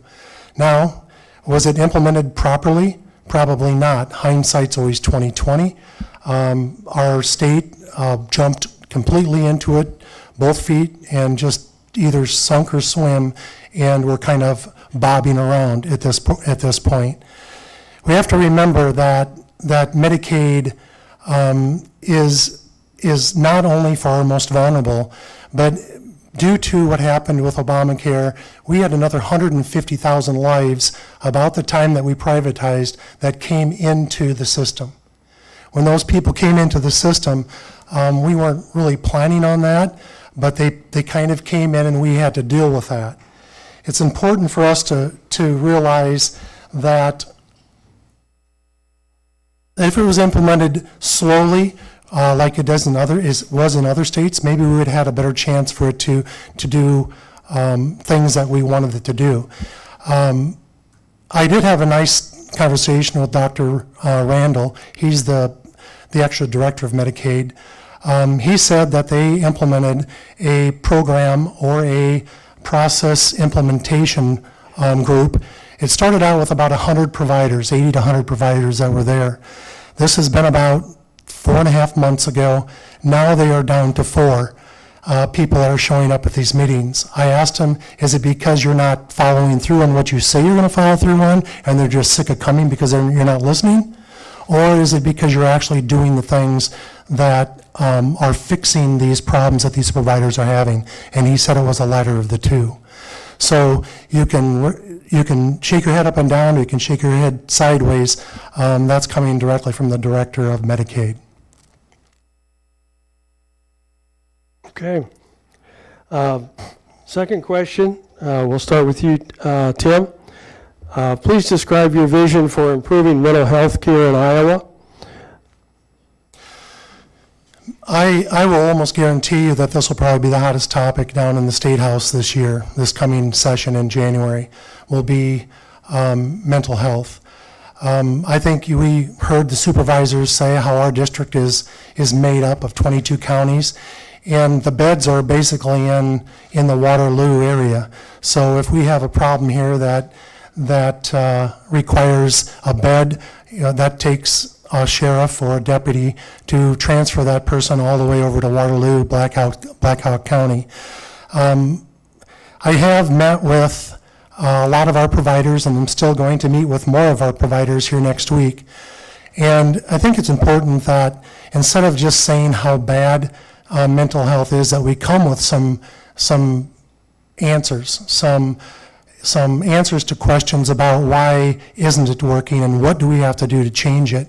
I was just brainstorming with one of our providers just 2 days ago or a day ago in my office, and I would like to see an evaluation of all the money that is spent in our county on transportation, a law enforcement officer sitting in the emergency room, the bill of the emergency room, all the services that are provided now. I would like to see an analysis of how much money is spent, and then let's put that money to work in our local community, providing beds so that the beds that we would like to have here aren't going to lose money when they provide those places for our mentally ill people.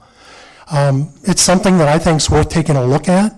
I think it's important that we have access to beds here. And I think that's one of the ways that we can justify getting into the budget of the county supervisors instead of budgeting money for the sheriff to take this child over to Waterloo. Let's keep that money here and let's help provide beds right here in our local community. This issue's been around for a long time. I ran for the state senate down in southwest Iowa in 1989, and it was an issue that was discussed then.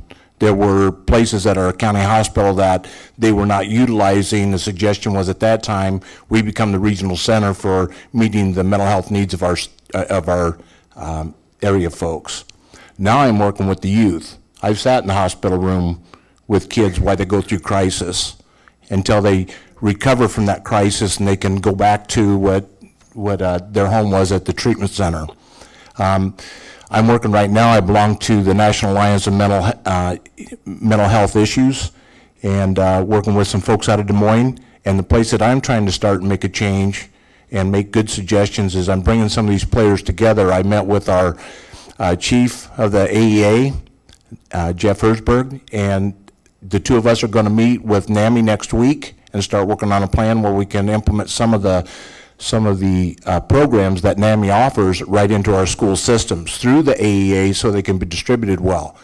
What that can help us do is to cut the pipeline from the high schools to the prisons, because we know that our prisons right now and the correctional officers are asked to do things that they're not capable of doing. They're not trained to work with mental health issues or with people that are suffering a crisis.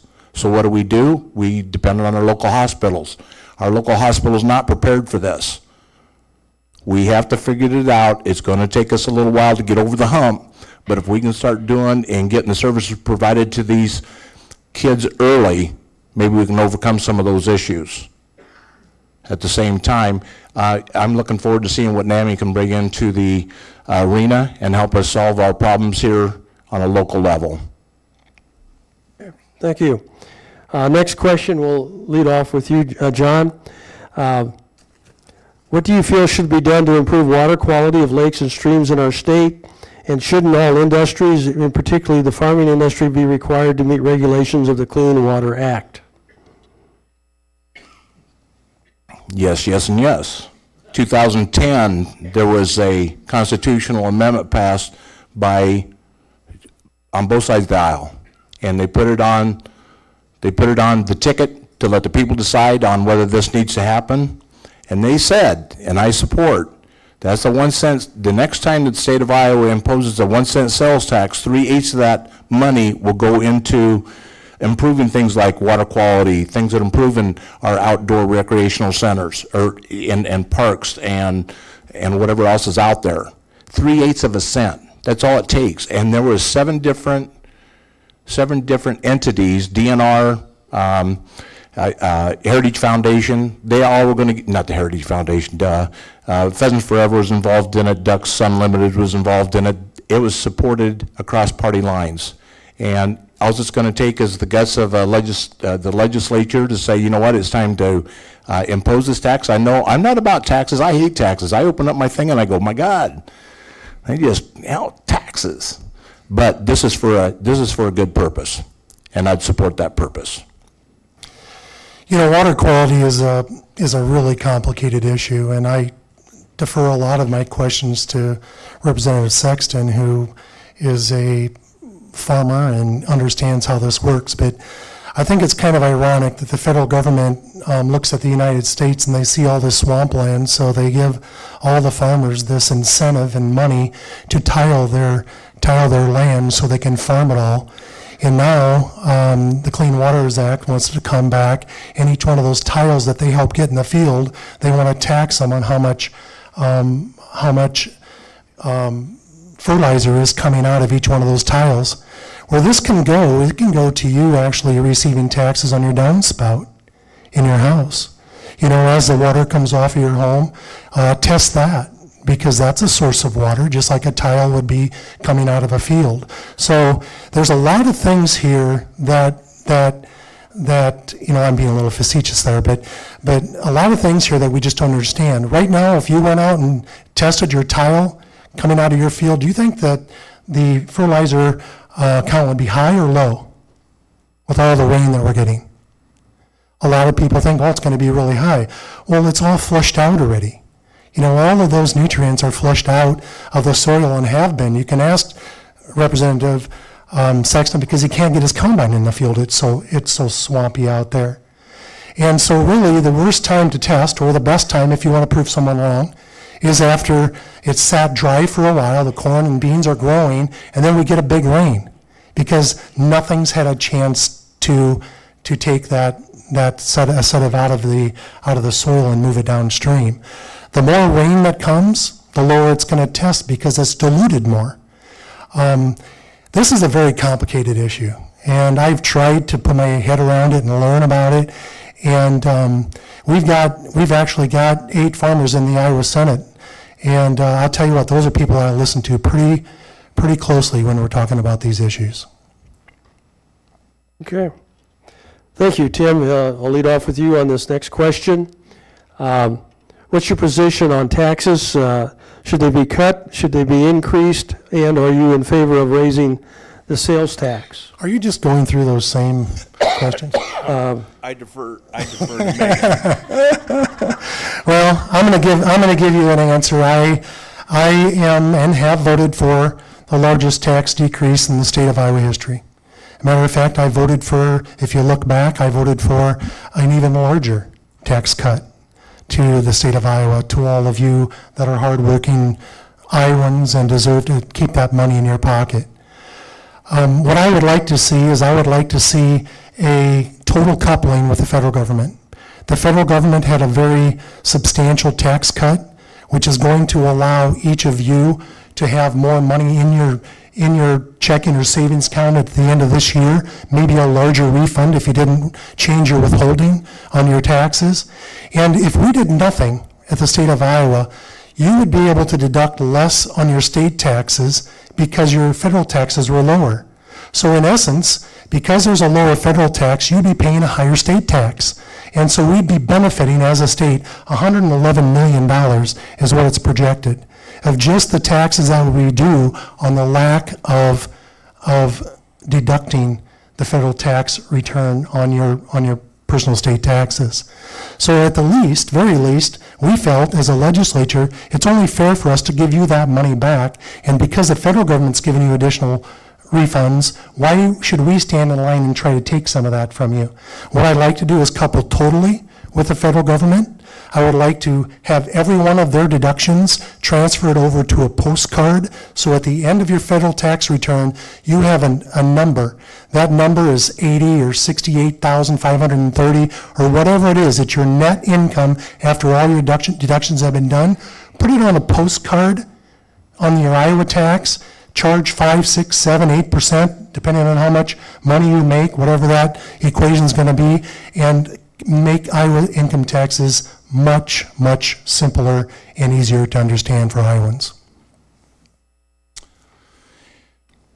The problem with cutting taxes at the income level is we still need to provide services. So where does that money get shifted to? Does it go to property tax? Does it go to corporate tax? Because we still have things, we still have Medicaid, we still have education, we still have transportation, we still have all these issues that we need to provide services for. I'm not for raising taxes. I said I hate taxes. But let's be honest about it. Let's say if we're going to cut and give you income tax deductions, tell us where we're going to get our taxes raised. I believe mine went up in the property tax area is what I think I end up doing, because it just shifted from one hand to the other. Okay. Thank you. John, this one we'll lead off with you, and it's a question we did ask previously, but it's one that's been resubmitted, so don't blame me. What is your stance on expanding the legal use of medical cannabis, and would you be in favor of recreational marijuana?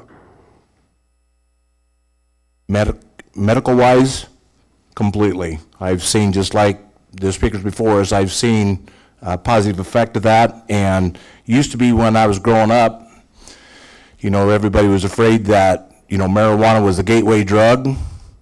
Gateway to what? Oxycontin. You know, we've just turned everything into the big farm is what we've done. You know, and if it's going to work to help people with their medical conditions, I asked a person about that the other day, and this person was in her 80s. She looks at me and goes, "You got some?" No. But she was tired because her medication was not working. You know, she wanted to try something that was going to help her with her aches and pains. So medically wise, yes.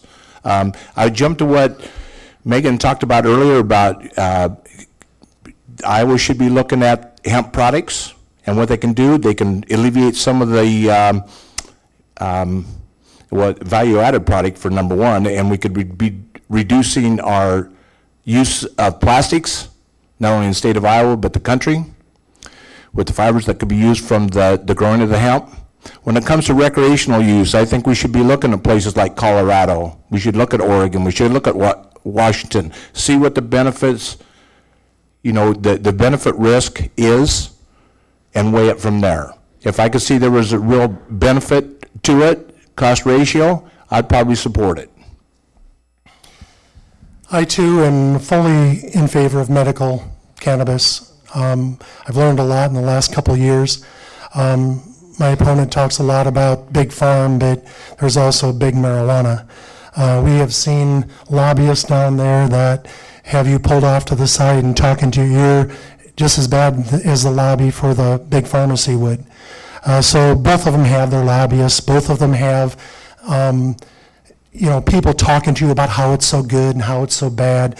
These are the things that I was talking about earlier, that you have to take this information, you have to fact check it, you have to process it, and then you have to come up with your own personal feeling that at the end of the night, when you're done voting, you can lay your head in your pillow and say, you know what, I did all I could, I studied it, and this is my best choice.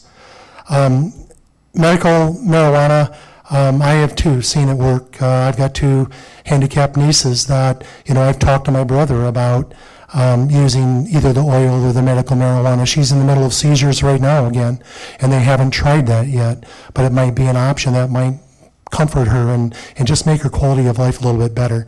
Legalizing marijuana for recreational purposes will never happen in the state of Iowa. We've got way too much information on Colorado. They have nice roads.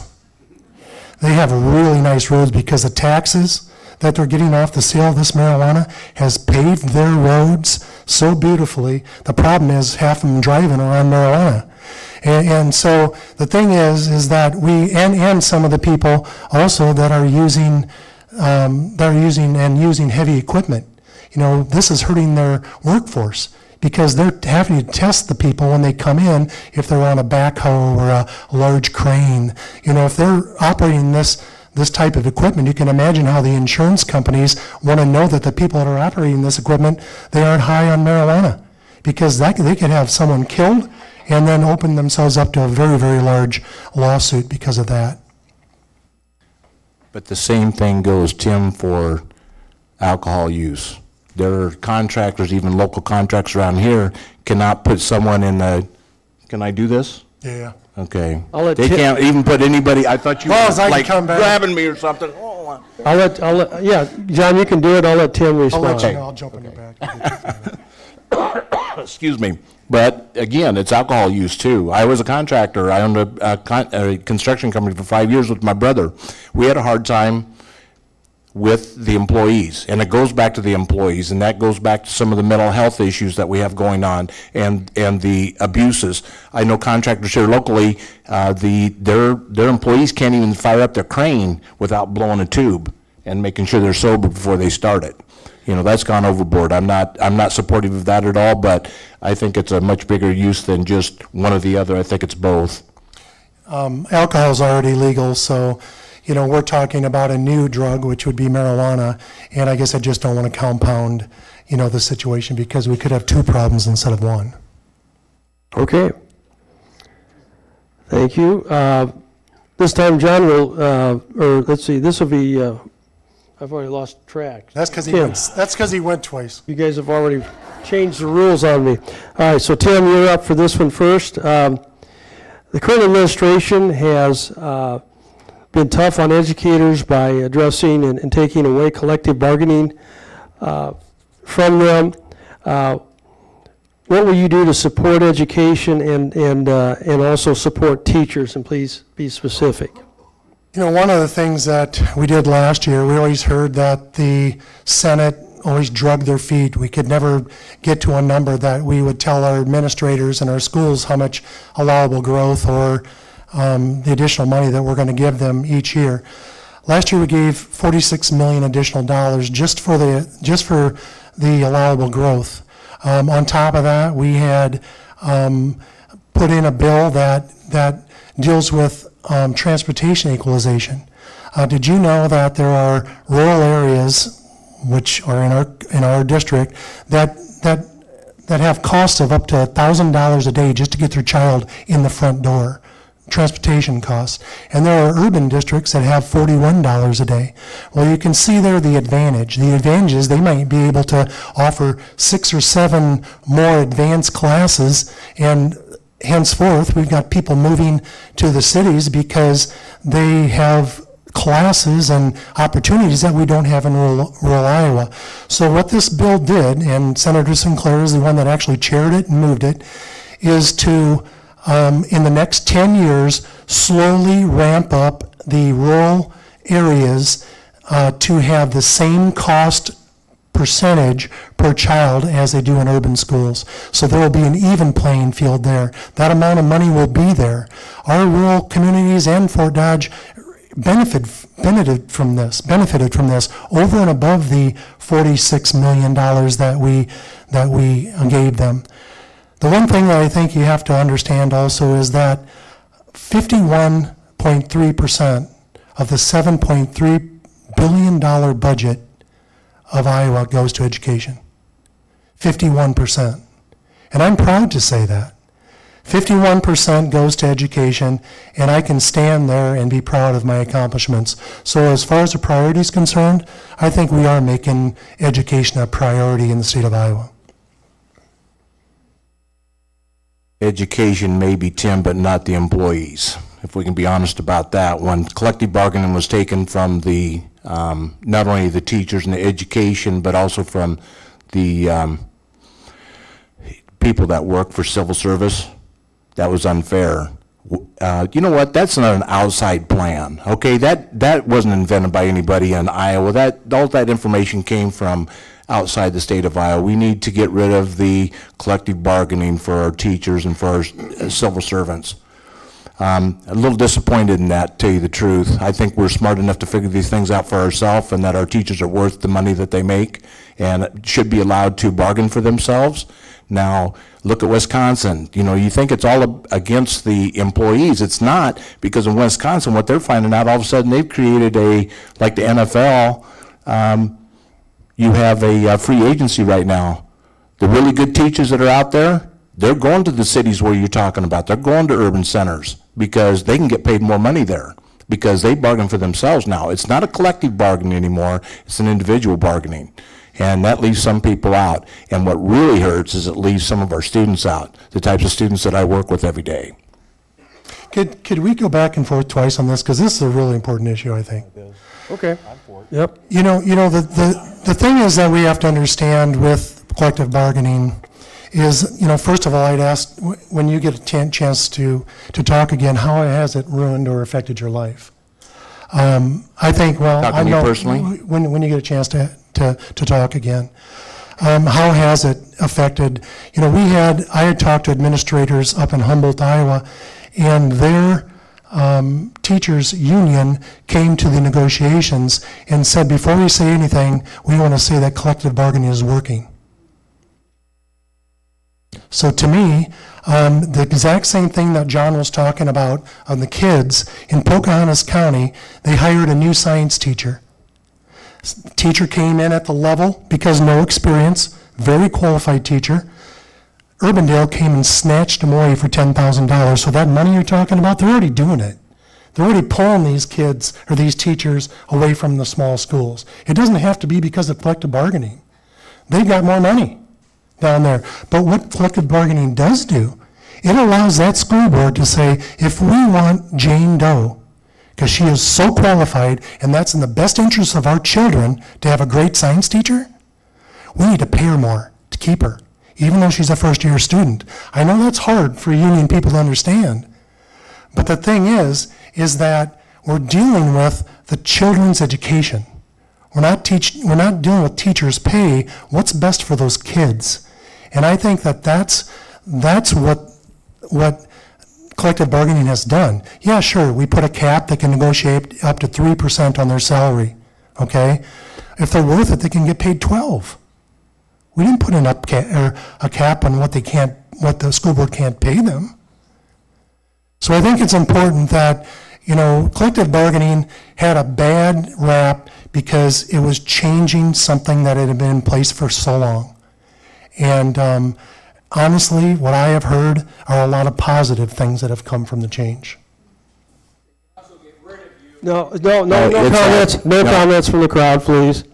Thank you, Tim, for your side on that. I'll go back and say it's about attracting the best and the brightest. If we can offer them something and say, when we take away everything but the base salary away from the negotiation, all of a sudden we have things like, and school districts take advantage of it because they have to, because they're losing funding along the way. 51% is really cool, I like that. But as we proceed and start seeing less and less money being afforded to these school districts, they're going to have to make some tough decisions. And one of those might be, well, we can't offer you health care this year, you're going to have to pay for your health care.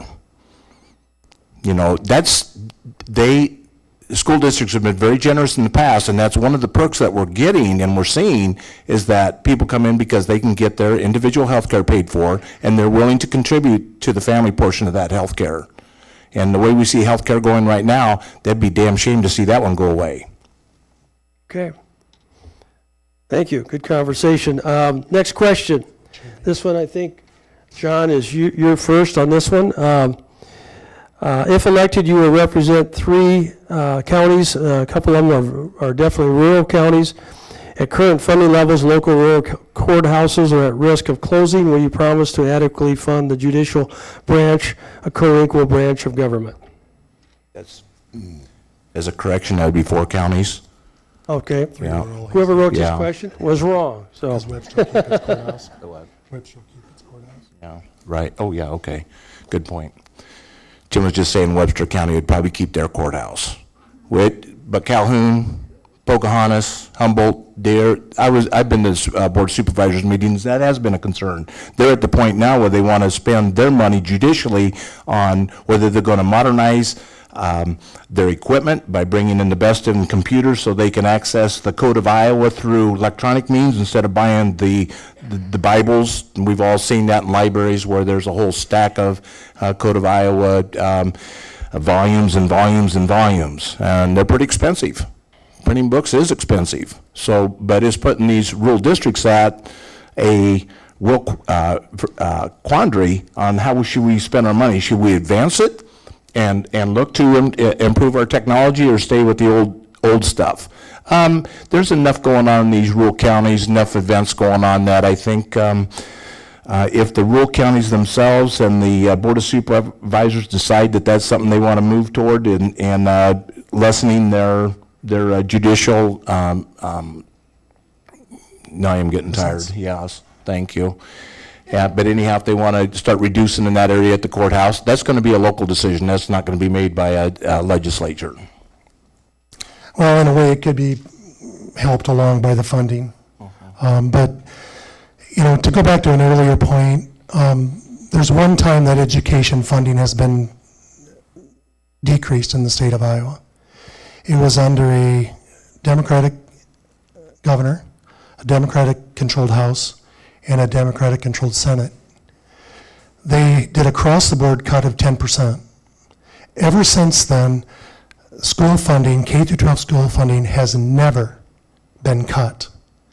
Now, some people think if they think they should get 4 and they only get 2, some people look at that as a cut. Funding has never been cut to our public schools since I've been there or since 2010. So I think it's important when people throw around that education funding has been cut. It's not. It has never been. Matter of fact, the last 2 times that we de-appropriated money, we were told by the governor to leave K-12 schools and DHS and Medicaid alone. That's 82% of our budget. So 18% of our budget had the burden of de-appropriating $300 and some million. So when you say we have a cut in education, it bothers me because we really, really worked hard not to do that. And I think that's important for you to understand. As far as courts are concerned, they're one of the 18, they're in that 18%. And they received cuts. So you say you can't cut courts, well, you can't cut schools. So you tell me then which one you want to cut. You want to cut schools? You want to cut courts? We just can't create all this money after we've been so irresponsible the past 4 years with how we've been spending the funds of the taxpayers' money. It took us that long to get this budget back in, it took the last 2 years to get this budget back in check. Okay. Keep going. He can go. All right, go ahead if you want to respond. I'm wondering if that cut during that you were talking about in education happened when my brother and I had our construction company, and we took a chunk of what money we were making during those 5 years and we were investing it in private, whatever the advisor was doing, you know, and guiding us that way so we could create this nest egg that we were going to retire by. And then the bottom fell out of the market, and guess what happened to our wonderful nest egg? Yep. Well, the reason why I said that is because I'm not going to sit here and take that education's been cut. It's only been cut one time. And that's exactly who cut it, and that's the amount that it was cut. And it wasn't only education. It was the public workers. It was your city workers. It was everybody that's affected with IPERS had that 10% cut back in 2010. Okay, next question, since you brought up IPERS, is Tim, we'll start with you. Where is she? Are you in favor of privatizing IPERS, or what's your position on it? I said to Kim, she has to worry more about Social Security than IPERS. Okay. I have been very clear on this subject. I have spoke on this subject at Eggs and Issues, and every time Kim Model puts in the question, and she's good at it. Even at a parade in Humboldt, she asked me this question. I have been very direct that I support IPERS and will always support IPERS. Anyone that is currently in the system or receiving benefits, I will never, ever take IPERS away. And it's my goal to make sure that it's funded properly so that you will never be short if we have another decline in the market. That's part of what happened for the reason why IPERS is underfunded now. You know, IPERS is funded at 82% of being fully funded. 82%, you know, would you retire if you think you only had 82% of the money in your retirement fund? And, you know, what if you live too long? Or, what if something happened? What if the market crashed again? You know, what happens? There's too many variables there. So all of this ruckus that you're hearing about IPERS, I hate to say this, but I said it in a committee meeting with 13 Republicans and 9 Democrats. It's a scare tactic. It's a scare tactic that is put out there that we have to get people angry so they go to the polls. I have told this group, even in the Eggs and Issues, I went to my caucus, the Republican caucus, and I said, what about IPERS? Is there any way that we're going to get rid of this and go to private pay or not? And I said, because if there is, I want to know. They said no. And I said, I just want to tell you that if you do, I will vote no. And I believe that they probably need my vote to pass that. So I've said it again. I know at Eggs and Issues, you're going to ask me one more time if I'm fortunate enough to be your state senator. but we are not going to mess with IPERS. Okay. Tim, when you first started talking about IPERS, you said current. What I'm concerned about, again, I'm going to be retiring. I turned 65. I'm looking forward to that. I said currently enrolled or receiving benefits. Right, currently enrolled. Okay, so what happens when it phases through that current? What happens to those up-and-coming students that we're trying to encourage to come into the education circles? What if they come and say, hey, you know what, I'd rather have a defined contribution plan. If I was putting 19% is what's going into it. If I put 19% of my income into a retirement program, I could retire at if I started at age 30, I could retire at age 60 and have the best retirement I ever possibly could, even with the ups and downs in the market. I can't promise what's going to happen if I'm not there, but I will promise that it will not be touched as it stands today for the people that are currently enrolled and the people that are receiving benefits from it. And I think you all know where I stand on that issue. Okay, next question. Was one that we asked earlier as well. What's your stance on illegal immigration in Iowa, and would you be in favor of a required E-Verify system in the state? I think John, I think you're up, right? the path of the undocumented immigrant right now is a pathway to citizenship. And there are ways that we should be able to do this in order to make it work for them and their families, and especially in the state of Iowa. Tim, I noticed the messenger the other day had, oh, there's your plug right there. We got the messenger in. Is that Bill? What I saw you guys doing is you were visiting the Taiwan delegate. No, not the Taiwan delegates, the boat. Oh, Misty Harbor. Yeah, Misty Harbor. If we can say that. But can we say that? The boat place. Anyhow, it was, they had been told in the article that they were having to close up their operation up in Humboldt because they couldn't find enough employees. Why not? If we can help, and we got to find a way to do this, folks. It isn't rocket scientist or rocket science.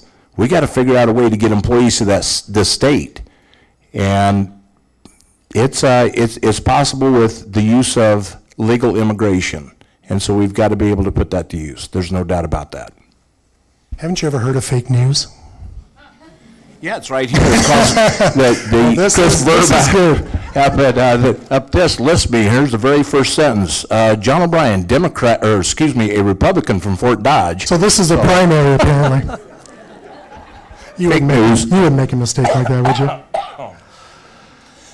You know, it all comes to knowing the rest of the story, the sifting through what the information that's provided, things that I know. That wasn't the only reason why Humboldt closed down. Humboldt County, or the Dodgen plant up there that was being leased by Misty Harbor, yeah, they had trouble finding workers, but there's also a lot more to the story there too that wasn't reported or maybe wasn't asked about. And I'm really not at the liberty to say it because I don't want to spread rumors. But anyway, the first word I think that we have to understand that a lot of people don't listen to or hear is illegal.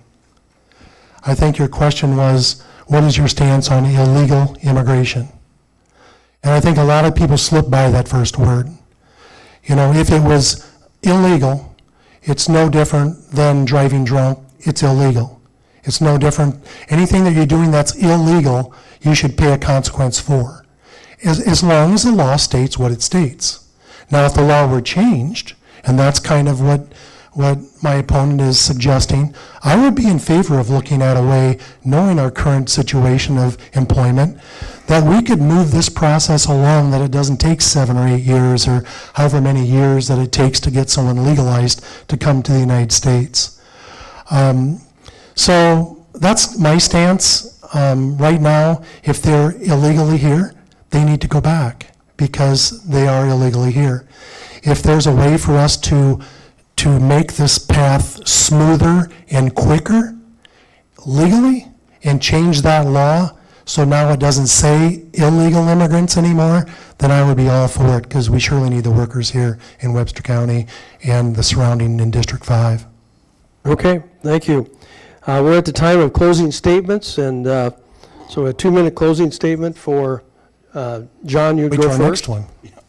I get to go first? Yeah. People have asked me why they should elect for me. Stuart Smalley said, well, because I'm good enough, I'm smart enough, and by God, people like me. So we're going to stick with that one. You're a referee? You bet. You have to be a good referee to be able to be. No, actually, I've been guided through a lot of wonderful opportunities in my life. Grew up in a blue-collar family. When I met my wife, we'd visit her grandparents' house, and there was a picture of the Bush family up on the wall. And then we'd go over to my dad's house, and there'd be a picture of JFK on the wall. So I always considered myself a Kennedy Democrat. Not ask what your country can do for you, but what for you can do for your country. That kind of didn't come out right, but it was close enough, I think. But it's but that's where I make my stand, and I promise to be a good representative for the 5th District. That's for all the 5th District. And if I don't understand something, I will be coming. I'm like Tim. I'm going to research it, and I'm going to talk to the people that know to get the best and the latest I can get. I'll make a decision. I won't just do it off the cuff. I don't do things like that. So I appreciate it. Come starting Monday, like everybody said, cast your ballot all the way up to November 6th and consider, and I would take your vote gladly. Thank you very much. Well, I want to thank all of you for coming again. This has been a long night. I saw some people leave, and I leaned over to my wife and said there'll probably only be 3 people left here when we conclude. So I want to thank again Iowa Central and the Greater Growth Alliance, Randy, my opponent John. I also want to thank my wife Sally. Sally has been with me the entire way. She actually clerks for me down in the Senate, so any votes that you don't like, that's her problem, it's her fault. That's what I always tell everybody. You know, putting ourselves out there, working hard on parades, you know, John and I saw a lot. Matter of fact, we run into each other in parades because he lags back so far. Not literally. And putting in signs. I mean, you see enough of them out there that make the landscape a lot more beautiful, I'm sure. Countless hours of door knocking. You know, that goes into a campaign. Fundraising, raising the money that it takes to run a successful campaign. Nobody likes to go to anybody and ask them to write them a check. It's just not a fun thing to do.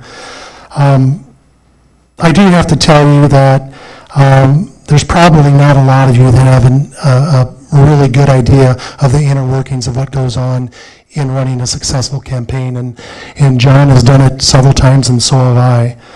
But just in the past 2 years since I've been in the majority in the state Senate, the state of Iowa has been ranked #1 in high school graduation. The education spending ranks 4th in the nation since 2011. The state of Iowa is voted the #1 state to live, work, and raise a family. Income is raised 13% just in Webster County alone. Iowa has 2%, the second lowest unemployment rate in the nation. We have created a manufacturing climate that is thriving. Matter of fact, it's thriving so well, we can't find workers. We have balanced budget, the state budget, not spending more than the revenues we're taking in, and we enacted the largest middle-class tax cut in Iowa history. And you know what? Our cash reserves are full again after being totally depleted. Loans are paid back, and we're going to end 2018 with a $127 million surplus. These accomplishments have all been realized within the past 2 years under Republican leadership. It's obvious District 5 and the whole state of Iowa is definitely heading in the right direction. It's essential we keep that momentum going. That's why I'm asking you for your vote on November 5th. Thank you, and have a good rest of the evening. 6th. Go to the 5th. Last time it was the 4th.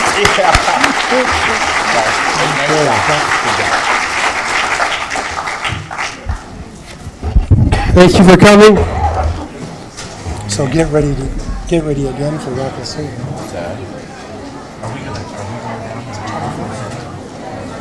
I'm on. Thank you, Randy. Appreciate it. Good job of putting up that whole night. Yeah, that was a good debate. I like that back and forth stuff. That's good. You know what? That's what a debate is. It's supposed to be. I mean, as long as you don't start standing up and stabbing each other. Yeah, that's right. You know, if you can be civil about it, that's the way you should. Yeah. Because I think that gives a person the real feeling of what the issues are. Exactly. Maybe Yeah, we'll because we talk can about do it it. more. Yeah.